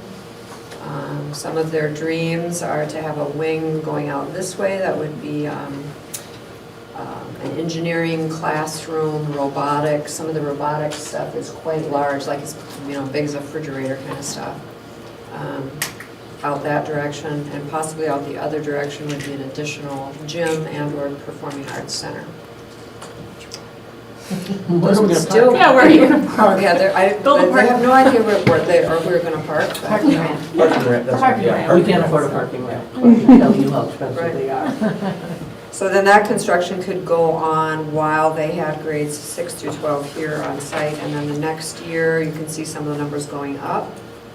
Renovations would conclude, and of course, this is always a best cases scenario. That's if everything happens in a timely basis. They've had a lot of people coming over here to tour. I know that we have board and staff members that are ready to go over there to do some touring. I just have not set that up yet. There are some pieces over there I'm excited about. As you can see in here, they have sort of a 2-story fireplace room. They have some separate buildings. It would be interesting to dedicate one building either to, there's 6 classrooms, and to be, it could be kindergarten with sped, with fenced-in area with their own, or that could be 5th grade, or that could be 3rd grade. But there's some opportunities to look at, and we'll see. We know that we can build a very nice-looking facility. We've been through a few renovations. So I brought you up to speed on that. Can I interject? Yes, So please. the way you just said this, Yeah. it sounds like they're driving the bus and they're telling us what they will do in our facility. Am I misinterpreting that? I think you're misinterpreting it because of me. Because I feel like, let's not get the cart before the horse. Let's figure out if the boards want to go this route, this road. In my mind, the reason to go for a merger is because our families who are our clients would like a pre-K to 12 quality education. And then when the boards decide that, then everything else can go into motion, and our people can go over there and do more tours and say, yes, no, this is what we want. So I've just been slow on the cart horse thing. Just like, we'll get there. How would it work, like, if these things aren't worked out before we decide to merge, and then it becomes a conflict because our staff doesn't want to move, or we as a board choose we don't want to move our facility after we've decided to merge? Like, it feels almost backwards from what you're saying too. Like, I feel like we need more of those details worked out to decide if we want to merge versus figure them out after we I think as a decide. board, we might need to decide what our non-negotiables are. Because I think as we move through this, there'll be some things that we aren't willing to negotiate on, whether that be facility usage or whatever it may be, or color, or whatever. Great. And then other things that we may be like, you know what, I'm okay with that, like that can be a negotiable thing. So maybe keep that in the back of your head as we're going through some of these things, instead of the board, what do we want our non-negotiables to be? Yeah, I feel like we kind of hold the cards in a way here. We're approved to teach all these grades, or to have schools for all these grades. We've got this new beautiful building. We've got, and they're kind of in a conundrum over there. So I want this to be I think their beneficial. conundrum might just be different than our conundrum. Right. And I think that they have a pretty good hand as well. So I think that if we put them together, we're going to have something pretty great. So Mhm. I think we Yeah, I'm need to not keep that in opposed by mind. any means, but I'm Yeah. just Yeah, and I know this isn't what you're want to be saying. protective of what we have. Absolutely. Yeah, I know this isn't what you're saying either, but I do want to focus our discussion as much as we can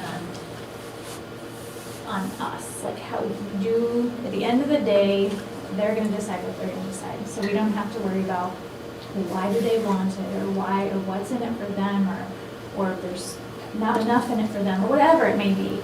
I think we need to we need to make this decision. Like, we're the WLA board, so we need to make the best decision we can for our school. And we don't know that, but just as a reminder, and then we'll let them figure out their stuff and then see if they come That's right. together. And I think if we are able to ask them what their non-negotiables are too. Yeah, for If sure. we're gonna come up with that, then if they can come up, so we all are on the Yeah. same playing field, because, yeah, we wouldn't want them to start backing up when we Right. have come up with our own. Right. And there's options, they could, or we could, or Merge could keep the high school there, and this could be K-8 over here, or, there's some different ways to skin a cat there. But I love the non-negotiables, and yeah, this board should be focused on our parent stakeholders and what they want. Also, they are a fabulous school. I mean, huge kudos to them, not only for their finances, but for the quality of their secondary education. But this school is also going to be successful whether or not we merge. It will take us longer to build that high school program.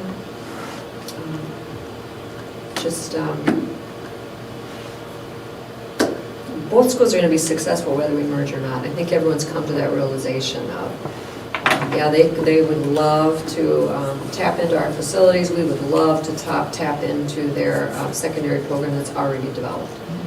But the bottom line is, do we all want the PK-12? And if so, do we want to take our time building it over the next 10 years here at WLA? Or do we want to plug into a very successful one? So those are the things that we'll be discussing. Right? And I sent a kid to MSA, so I like MSA. Yeah. And I appreciate the program. Related to you? My grandson that I had custody of. Yeah. I'm just, He's an adult now. yeah. But that's where I chose for him. Could we briefly talk about having a joint working session at some point too, before we decided to merge? That, like, we have our discussion, we have our non-negotiables or whatever, and then we're able to talk about it with them versus passing that. I know that might be jumping the gun before we That's an even interesting discuss, concept. but I don't even know them. I need to probably tour their facility, which was my other thing was like, is that something we could tack on to a board meeting, like December? Could we have a 5 p.m. 5 o'clock tour and then Yeah. come into our board member meeting? That's a good idea. They're a wonderful group, but it's interesting as different subgroups have come over here to tour, because some of those folks, they actually come in the door, they're like this. And I'm like, okay, I don't know what they've heard or what they've thought, but by the end of the tour, they're just normal, wonderful people like I think all of our staff and parents here are. So it's just that it's interesting at first. But I just want to make one comment. I don't think we can all go together. I don't think we can No, have a no, group they right, can go come over and together. get So we'd some- have to split up and go in pairs or something, But I can tell I you, don't think we can tag much. they're decent people. They're not scary. They don't have 3 eyes, and you know. I think we They're can know if educators. it's noticed, because as city council, we've done that before, it has to be noticed. All right, well, let's come back to how we do that. I think Natalie has a good point there. Now I want to do how many documents are we getting in? 3. Oh, this is the last one. Okay, so this was the bonding and finance meeting notes from 11/9. And I'm not going to read the whole thing, but under number 1, you can see who was there. And I really want to report this out because Bruce Sorensen from Baird, I don't know what you call it, Baird Financing or Baird Corporation, really kind of brought some clarity. They met with him, we met with him, we had some sub-meetings also with him. I met with him additionally one-on-one.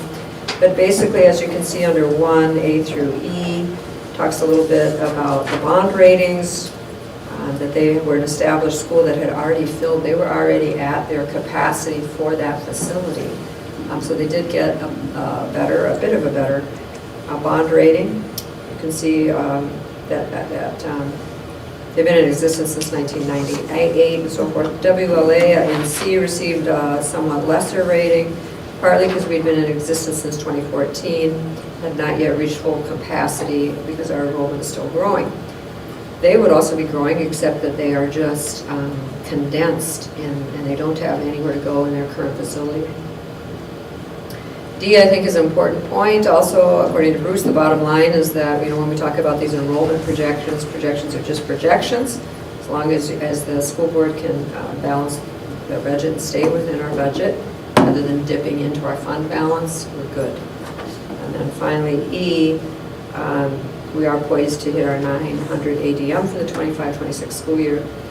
As you can see in number 2, I'm not going to read those to you, but those are Bruce's points as far as WLA and MSA combined would be a stronger organization because I think maybe just, I am going to read them for the sake of people that might be listening in at home.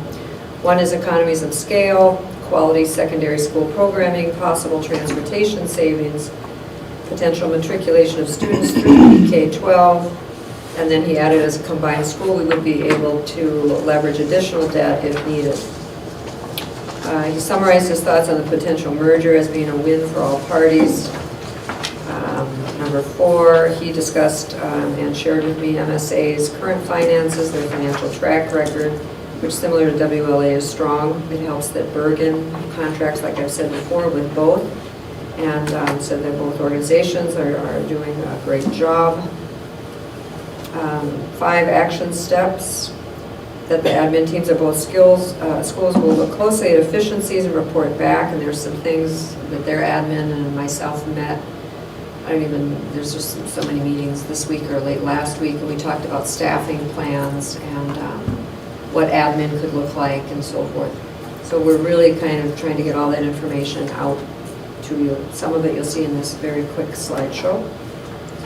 And in closing, the Finance Committee, this portion of the Finance Committee has not identified any financial concerns regarding merging with MSA in regard to fund balances, finance, budgeting practices, or the effects of bonding. All right.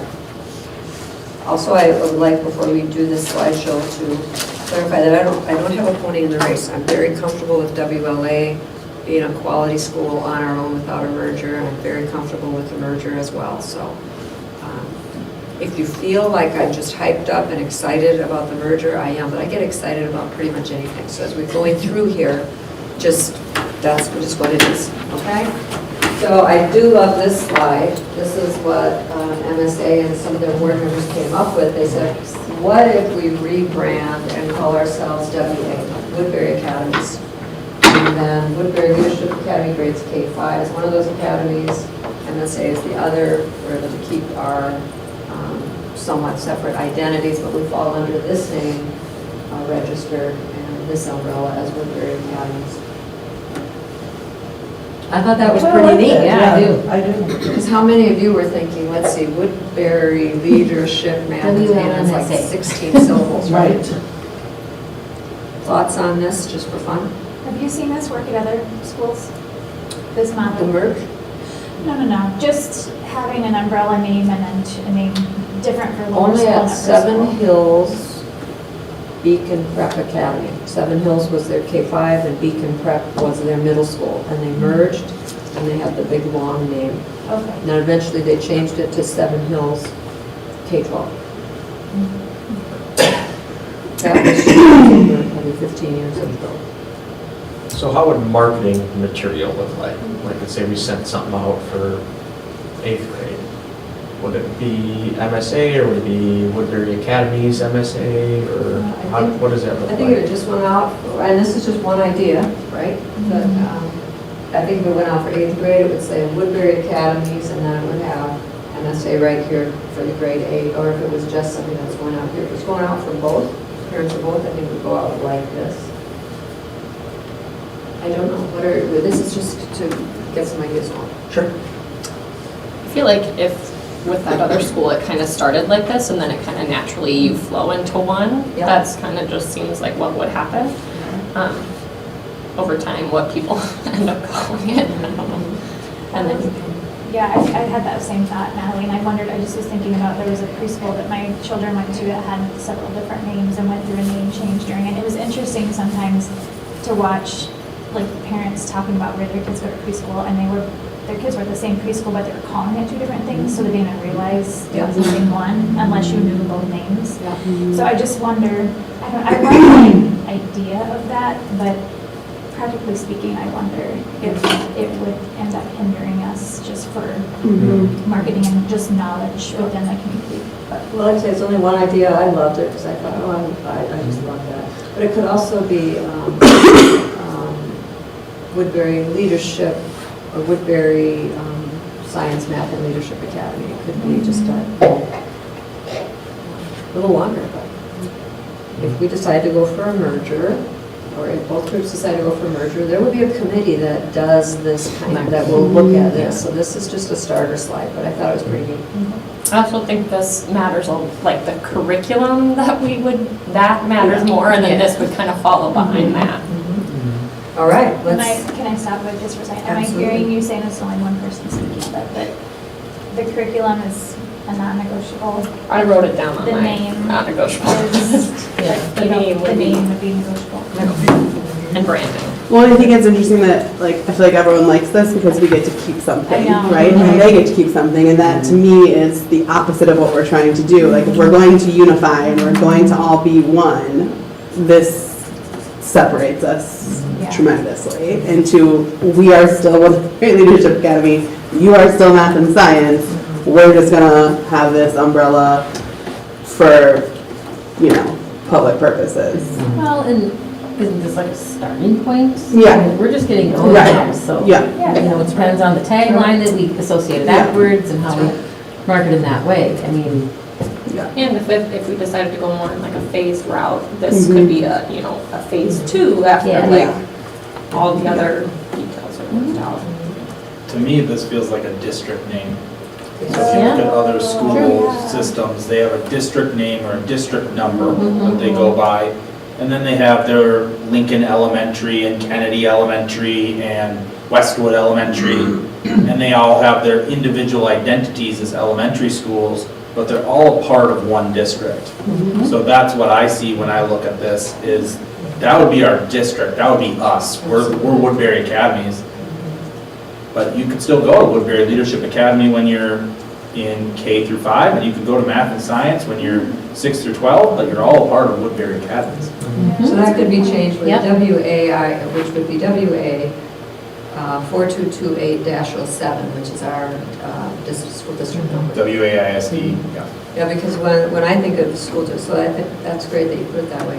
When I think of our school districts, there's blank elementary, and there's this middle school, and they are in the same district, and they might be night and day difference, because, you know, the secondary staff, we all think we're professors, and then the elementary staff, they all think that they're just here for fun, or, you know, whatever these ideas are, but schools do have different identities within their school district.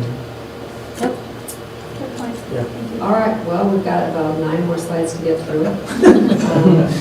This one, I'm actually going to shortcut it a little bit because I don't want to have to read each slide. Julie, we pass these out to everybody.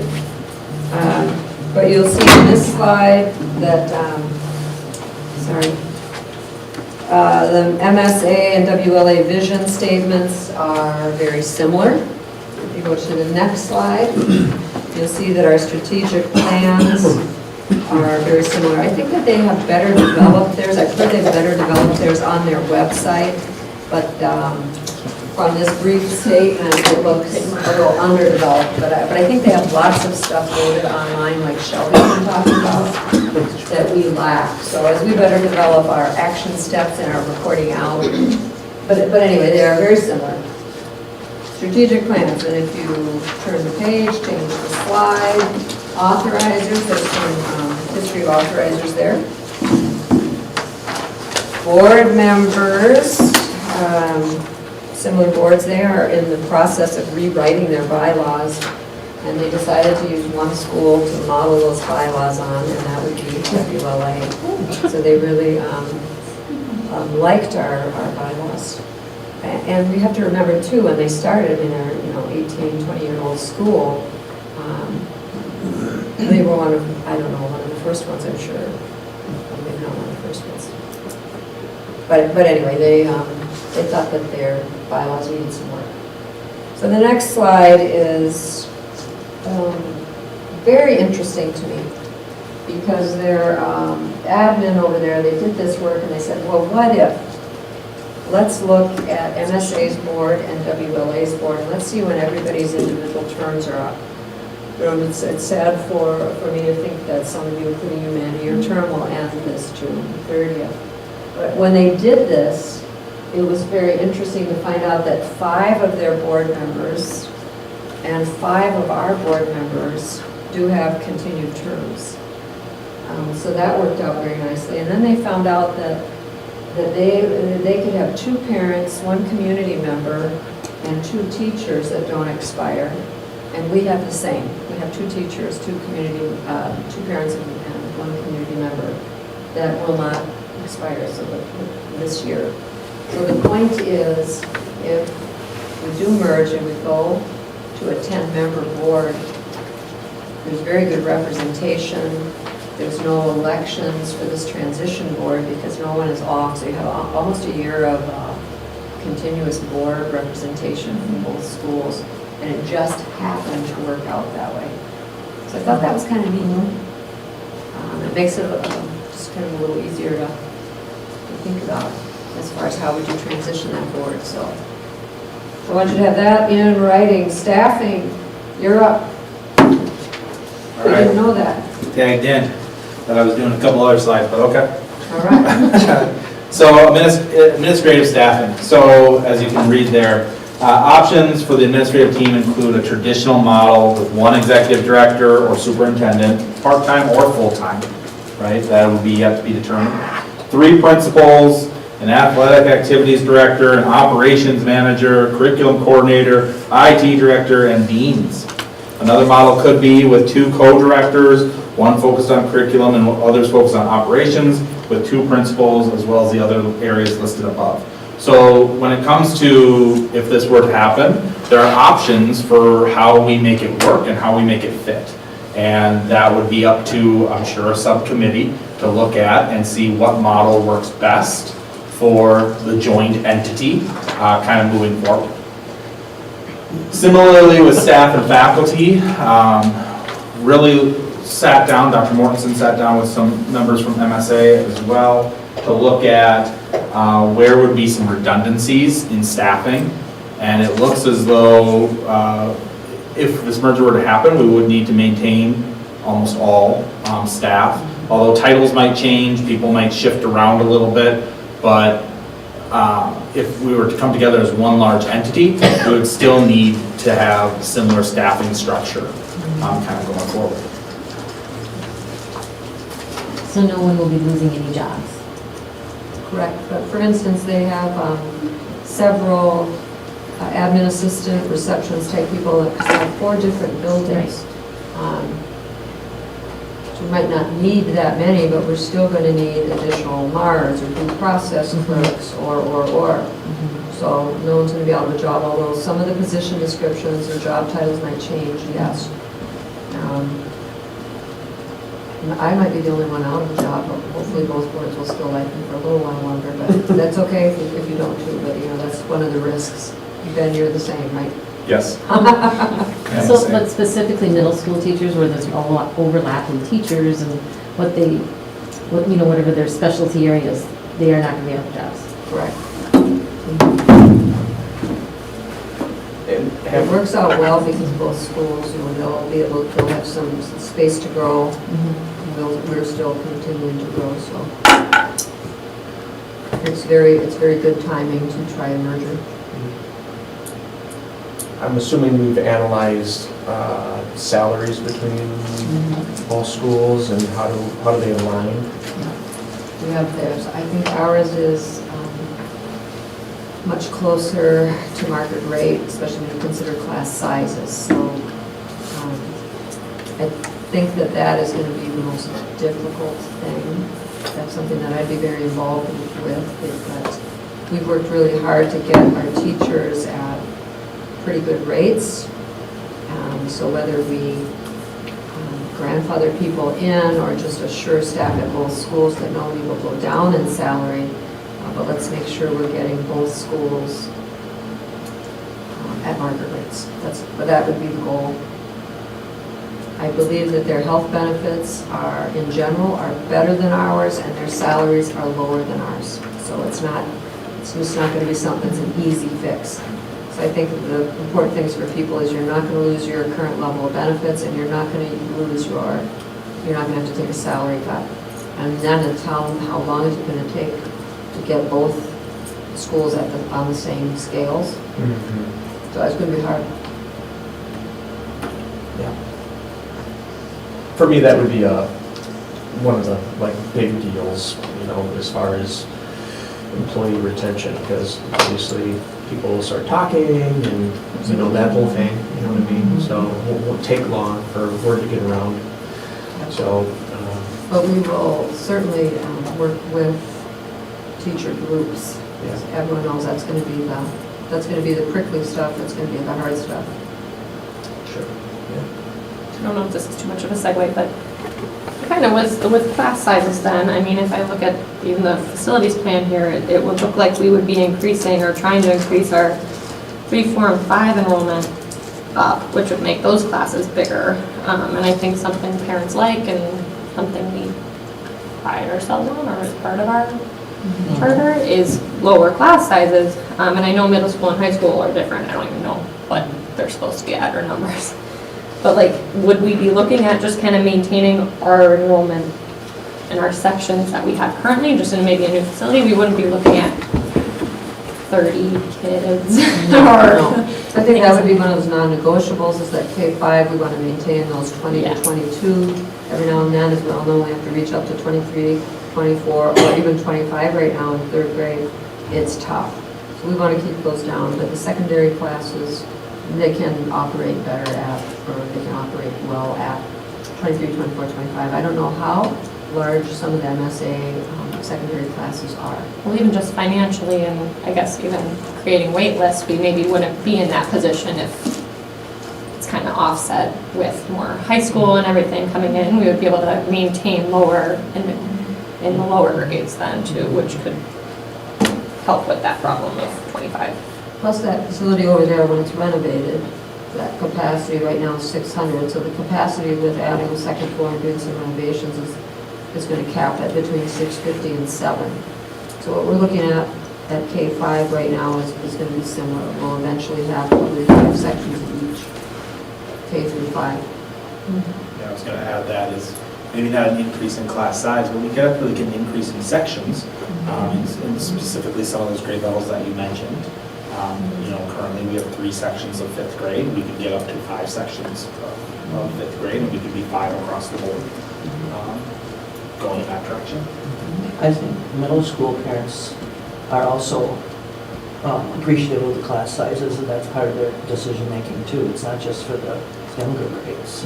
I'd be curious what their classes are at, because I think I've heard that they were larger over there, but I really haven't. So that's one of the questions, and you're writing this all down somehow? So that's one of the things that you would need as a board member to make a decision. Is what I As just well said as true for you? defining what those non-negotiables are as a board. As a middle school? As their board, yeah. What's that? I said, is what I said true for you of a middle school, as a middle school parent? Class size is still important? Yeah, for sure. I think it's still important, but I would never expect, I know you're not saying this, but for it to be the same as like a kindergarten class. I mean, I Right. know there's a reason we have Right. 15 to 20 in our kindergarten. I Yeah. wouldn't expect that for a middle school class, but certainly class sizes are important. Circle back around to the benefits and salary type stuff. Is there talk about having one, like bringing it all together and just, having everybody under one umbrella? And like, I just don't think 2 different models are long-term sustainable. You know No, what I mean? absolutely not. Yeah. So there'd be, let's say, a transition year, but maybe we could go directly to that. Maybe the salaries and benefits aren't as far off as I might think they are. Sure. Yeah, okay.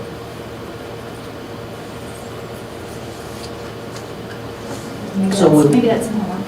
That's Yeah, I was homework. gonna say, Yeah, that's Sure. something we can Yeah. find out, what So the that's class another thing. sizes are, Class sizes and what's the difference between the benefits. Disparity in how the disparity. how salaries. tough we think that might be. So I'll give you some facts and figures. Facts and figures. Okay, finances. I think we talked about some of this with the memo from November 9th as far as Bruce and KDB. And then financial health, you've heard those things before also. MSA is about 40% fund balance. We're at about a 30%. But let's look at that curriculum. I think that's another, if I was anything, if I was a teacher, parent, or a board member, I would really want to maintain the core knowledge K-5 and then move to their curriculum grade 6 up, because whatever they're using is working very well. But we would still move forward to be a K-5 core knowledge distinguished elementary school. That is how they started in Fort Collins. You've been out there. And they had the elementary school, then they added a high school later, and those are looked at as 2 separate schools. They both have distinction, but their elementary school had the distinction first, and then they have to renew that every, I think, 3 to 5 years. So that would be, that would be non-negotiable for me. But it's hard to sit here and participate in non-negotiables when I'm going to be retiring eventually here, so. And what is their middle school program? That would be I something mean, else you want me to find out. That is something, that's what I'm asking. Because I mean, core knowledge is a framework, and I feel like I don't know what that looks like for middle school, probably similarly. And it might be they just need to add in a few things, and then all of a sudden they're core knowledge. I don't know, I don't know how there's a lines. I think, again, timelines line up pretty well, fortunately for us. Our K-5 core knowledge and curriculum is getting very well developed, and they've had a longer time to bake, and longer time in the oven. Whereas 6th, 7th, and 8th is still developing in a lot of ways, and still kind of going through some transitions, and core knowledge is releasing more material for 6th, 7th, and 8th, kind of as we speak and as we go forward.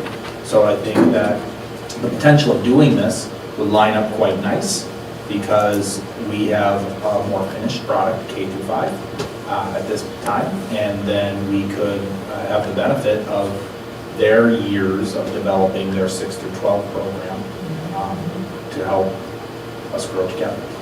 May I ask if their high school, Fort Collins, is core knowledge extinction? Why are you saying that middle school, they're just releasing core knowledge? Not, if I said they're just releasing it, I misspoke. They're adding pieces in, and they're increasing the amount of support that's in 6th, 7th, and 8th grade. And we are adopting some of those adaptations as we kind of go forward. I'm sure they're releasing more resources too, versus like just the framework of this is what should be taught in 6th through 8th. I think as a teacher, and I think this is what I kind of heard too at the initial buzz, is this is definitely a non-negotiable for many teachers, and I think I already said that. Core knowledge? Core knowledge and maintaining that Absolutely. piece of it. So well.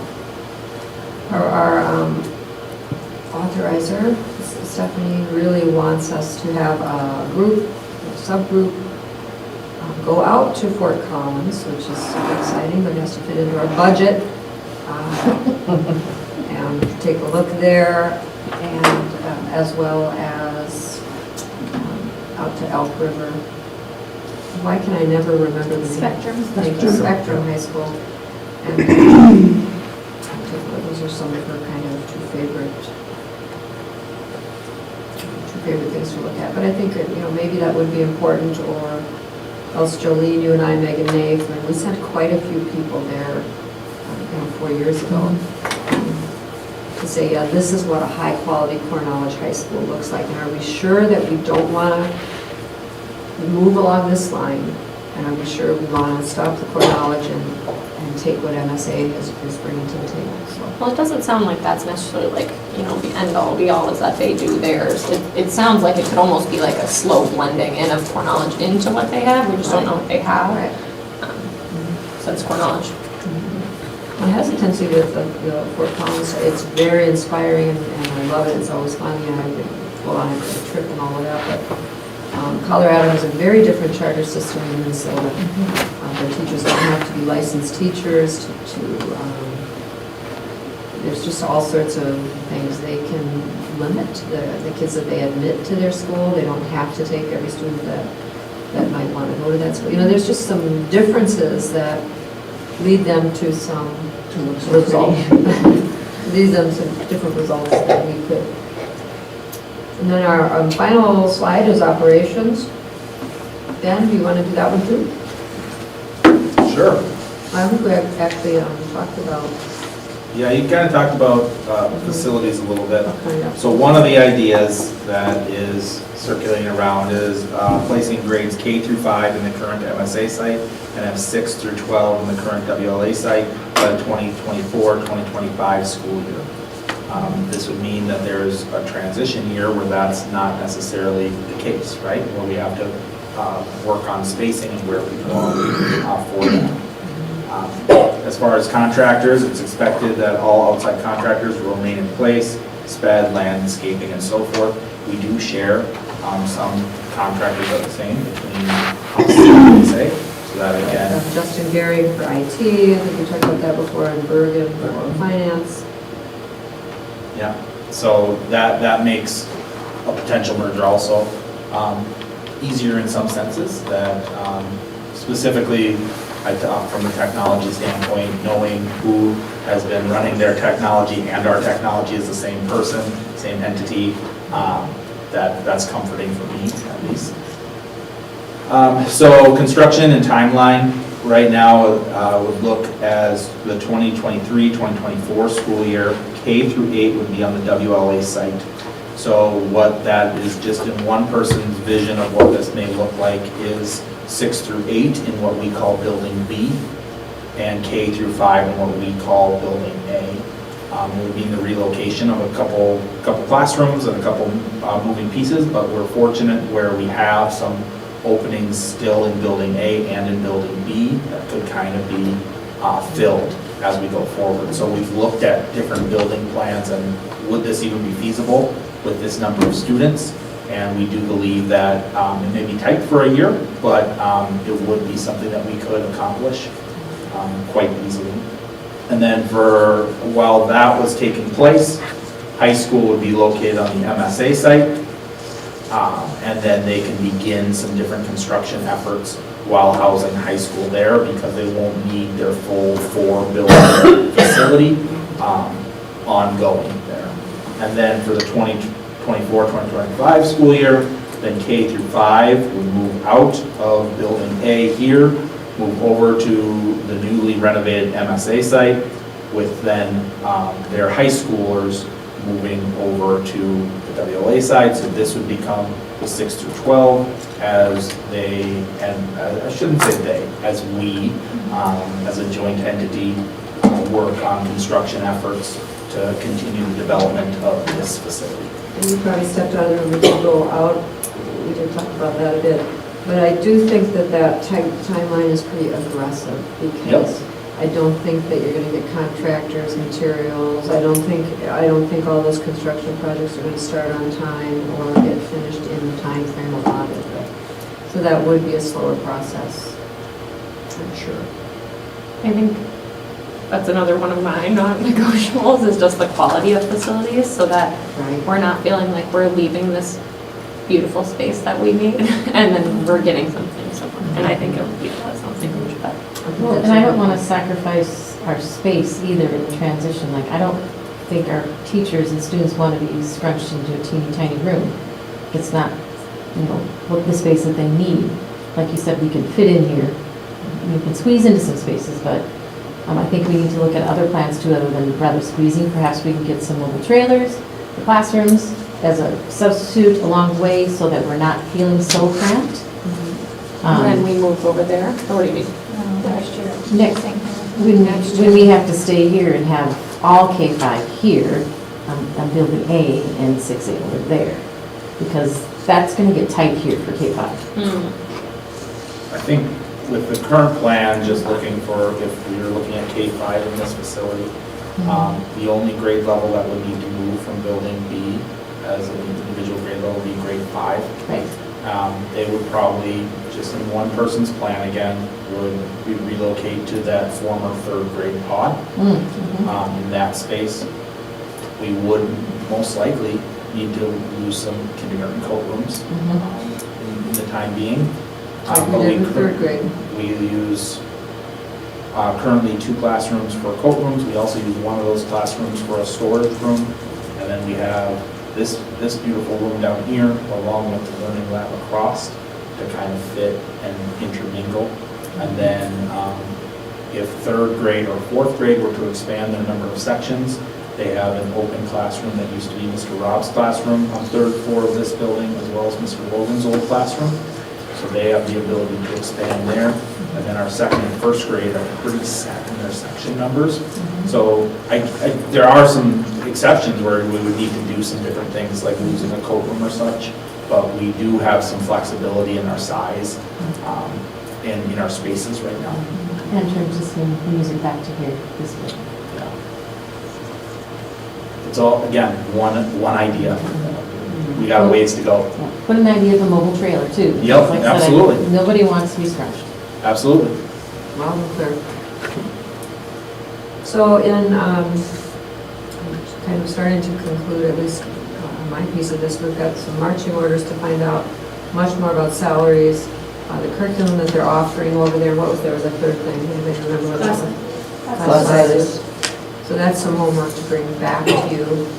That's an action plan, or a couple action plan steps for the strategic planning that we talked about earlier, as far as how to report out on that, developing a calendar, as well as the Bob and,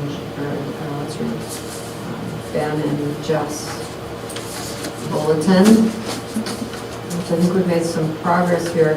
My big question for you as the board members, and I don't mean to cut discussion short, is, do we need to set up another time to meet in, first week of December to get some of this back to you? Do you want it in a report, in an email type of thing that you can read at your leisure and just not have a serial meeting and respond to each other? How do you want me to get the information? Do you want to set up another meeting to discuss? Or do you want me to get information to you? We come back at the regular meeting in December and discuss and see where we're at. What would you like to do? I think we need to meet in person so we're talking amongst ourselves. Yeah. Because we can't have a serial meeting, like you said. Right, you're just going to get information. Just to get information, and I think this is too big of a decision to Absolutely. do that. That, and I think the information needs to be available to our stakeholders as well. So if it was only sent to us and no one else got to see it because we weren't meeting to discuss it, I think that would be hard. So because once it's sent to us, it's done. And then we'll get some Public tours set up as information, so. well for the next discussion meeting. Yeah, that is the timeline that we're All right. trying to stick to. I don't think we could pull it. Maybe a tour in a while. I do have a few things that BOA would like us to keep in mind. I spoke with Stephanie yesterday. Their concerns are things they want us to think about, is looking at their graduation requirements and seeing if they truly align with our mission and vision. One thing that they do require is calculus to graduate, and so that is not something that most Minnesota schools require, and it kind of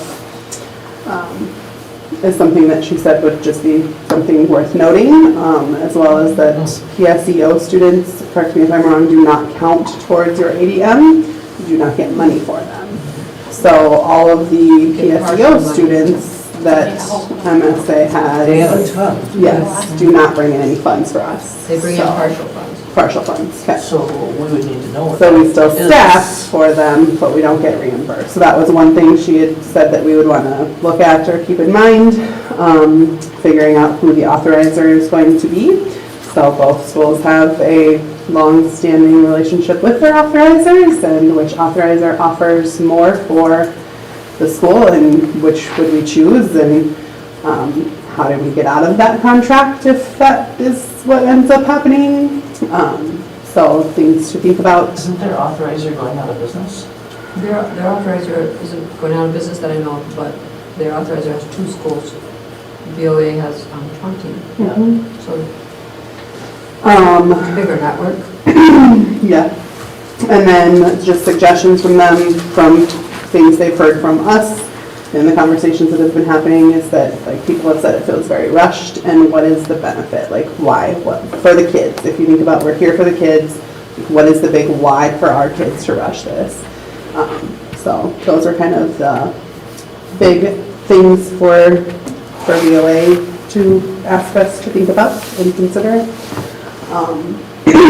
I know we talked about how we have some stakeholders who have provided information to us about, like, test scores and things, and so I think it's worth looking at things of MSA as well, like for us to dig deep into their data and look at their graduation and their attrition. And if you look at their class sizes, they've got like 100 freshmen and 50 seniors. So what happens between their freshman year and their senior year that they are losing so many kids and staff? And so I think those are things that we as a board need to dig into. One of the big things one of the things was an investigation. Is that complete? Can we get the results of that investigation? I think that's something we want to know about, if that is something that's found to have been a true statement. Does that align with our mission and vision? Is that the direction we want to go? There is information online about that. Yep. You can go look at it. Is this is where it feels like it should almost be like a working session, because it feels like we're just saying, here's the questions, you have to go ask them, Right. get the information and bring it back to us, when like, We could just ask these questions. Yeah, I mean, And hear. like looking through their annual report and stuff, I did some diving last night after talking to Stephanie, just to kind of think, and just some things that, like, we don't have a high population of SPED students, theirs is even smaller. We don't have a high population of free and reduced, theirs is even smaller. So when you talk about diversity and what diversity looks like, it's not always physically present, it's Right. deeper than that. And so Yes. if they make their standards so high that it prevents certain groups and classes of people to attend, is that something that we are okay with? So kind of tough questions, and I don't mean to sound like super negative. I just think that we really need to take all of that into consideration as we move forward. So I don't know, it's getting late, and I know we don't all want to be here until 10 o'clock, but I think we do need to have another meeting. I think we do need to have a true, like, dig deep into some All data those things, yeah. and see, like, on paper, if you look at the 4 sentences of our mission and vision, yes, we align, but if you start to dig a little deeper, do we? I don't know. I will echo that. I'll just be transparent with everybody. I have some pretty heavy reservations. Only, I love the idea. I love it, and I would love to see it work out. I just simply don't know enough about that. Right. Yep, that's me too. And, I'm generalizing, but if you were to ask me to vote right now, it'd be unequivocally no. Because I just don't know. I mean, we have so many good things going right now that the question I ask myself right now with the information I have is, why do we need to do this?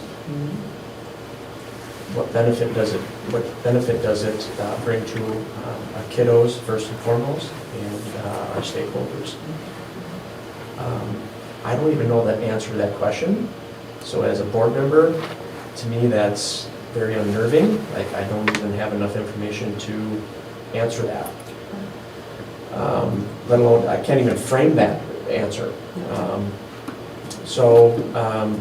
I think there's a lot more. As far as the timeline goes, it feels rushed. That's kind of a big thing for people. Yeah, that's what I'm thinking for sure. As far as mergers and acquisitions and my experiences with all that. This is very, very fast. And I'm not saying it can't work. I want it to. I think it's great, but I think just overall we need a lot more discussion, meetings, information to really make a great and informed decision to safeguard what we have going on right now, which is a lot of really good things. And so I don't want to risk that. So that's kind of where I'm at. I appreciate that. You keep looking at me and just remember we're on the same team and I go either way. No, yeah, I know. I don't want anyone to feel like they're letting me down or offending me Yeah. in any way. A lot of what we know is very surface level at this point. Right. You brought up a lot of Yeah. things.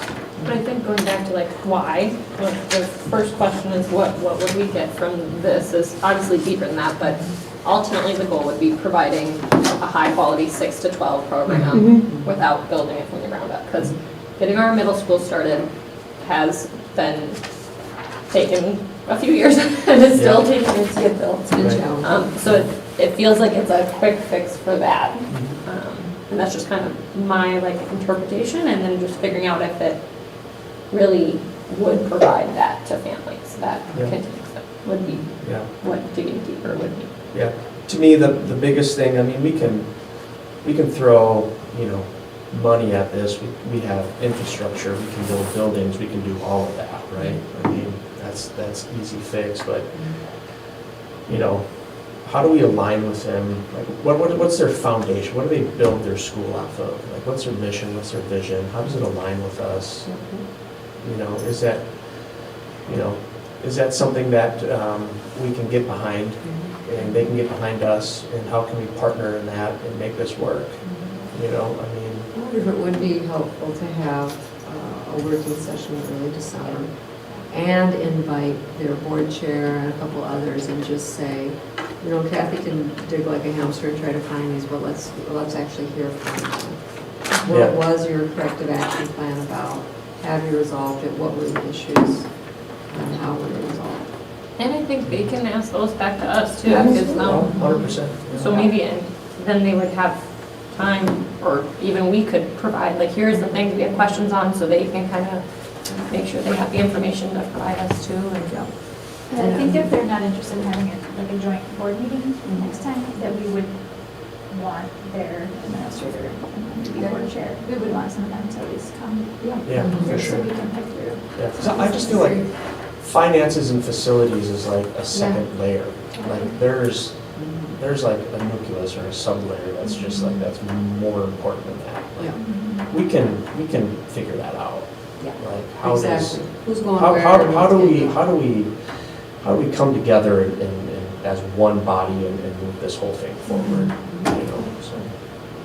So I'm aware there's the issues with some of the sped stuff. Is there also something out there about the way they report test scores? Like, have they been reporting incorrectly? Is the rumor No. I have heard. No, I feel like it's been more of a stacking the deck, not any reporting bad scores. So the things like the Spanish requirement, the calculus, and if you can't do that, then you're not going to graduate from our high school. You know, that's going to attract a certain caliber of student and shut the door on some others. So, but they are working through all that with the Department of Education, and so we can see where they're at with that process. There's some lessons learned. So there's a couple things going. Yep. And And Mandy, I I think love, they're coming down home stretch with that, but again, we hear from them, and it is online, we can all do our homework and read about it, but then to have them come and say, yeah, these are some things that we're addressing. I love the non-negotiable list, and I would encourage them to make one too. Yeah. Right, just so we're all on the same page and we can understand each other's expectations, and I just think we're so far off from making that list. Yeah. Right, but You to know, think we're that just so we're gonna far have off to from that, present I a don't even plan know what to to say. MDE. Yeah, yeah. Because when does the plan have to be presented to MDE to open next year that way?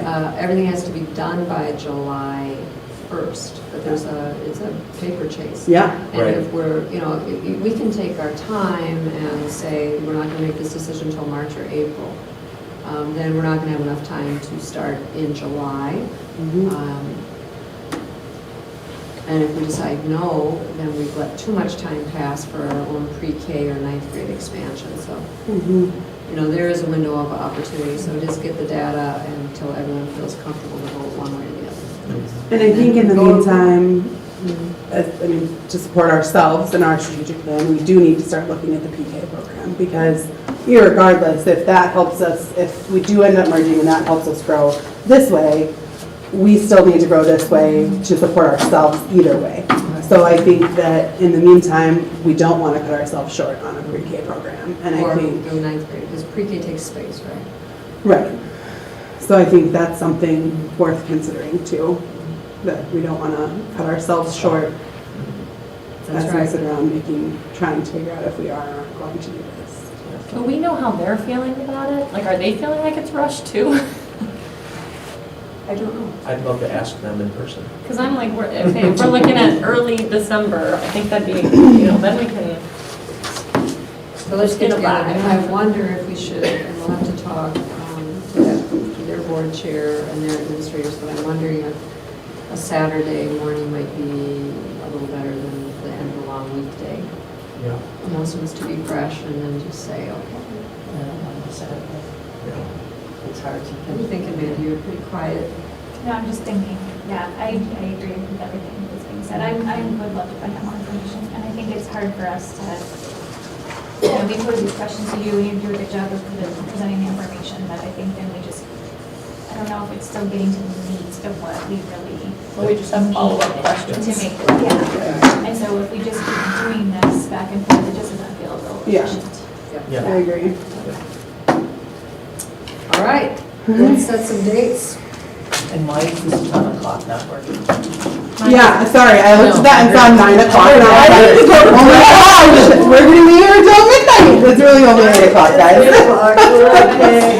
It's not set back yet. So do we? Geez, those quality facilities we have, you'd think someone would have checked the clock. The guy tells us to get Do it. it itself? Now, No. should we close the meeting, and this was a working session, so Yeah. then what do you want to do about setting a date for, I guess we're going to have to, you and I are going to have to talk to their board chair and see what works for him. His name's Yeah. Dan, because I think he travels quite a bit, so let's see when, let's say we're open to some Saturdays. I will say See, December there. 10th, my brother gets his doctorate. I will not be available Saturday, December 10th. The other Saturdays in December, the 3rd or the 17th, I would be available. Once break hits, I'm out of town.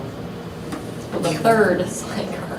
And the 3rd is before our meeting, the 17th is after. So I mean, like, The 3rd would be realistically, the 3rd it would be the only Saturday between now and our next meeting that I am available. So 3rd is a Saturday, going once, going twice, we'll see if it works for them. Well, everybody check their calendars, Kathy. You can't go that fast on the once, twice. Third works Looks for like me. everyone's in. Yeah, works for me too. Julie.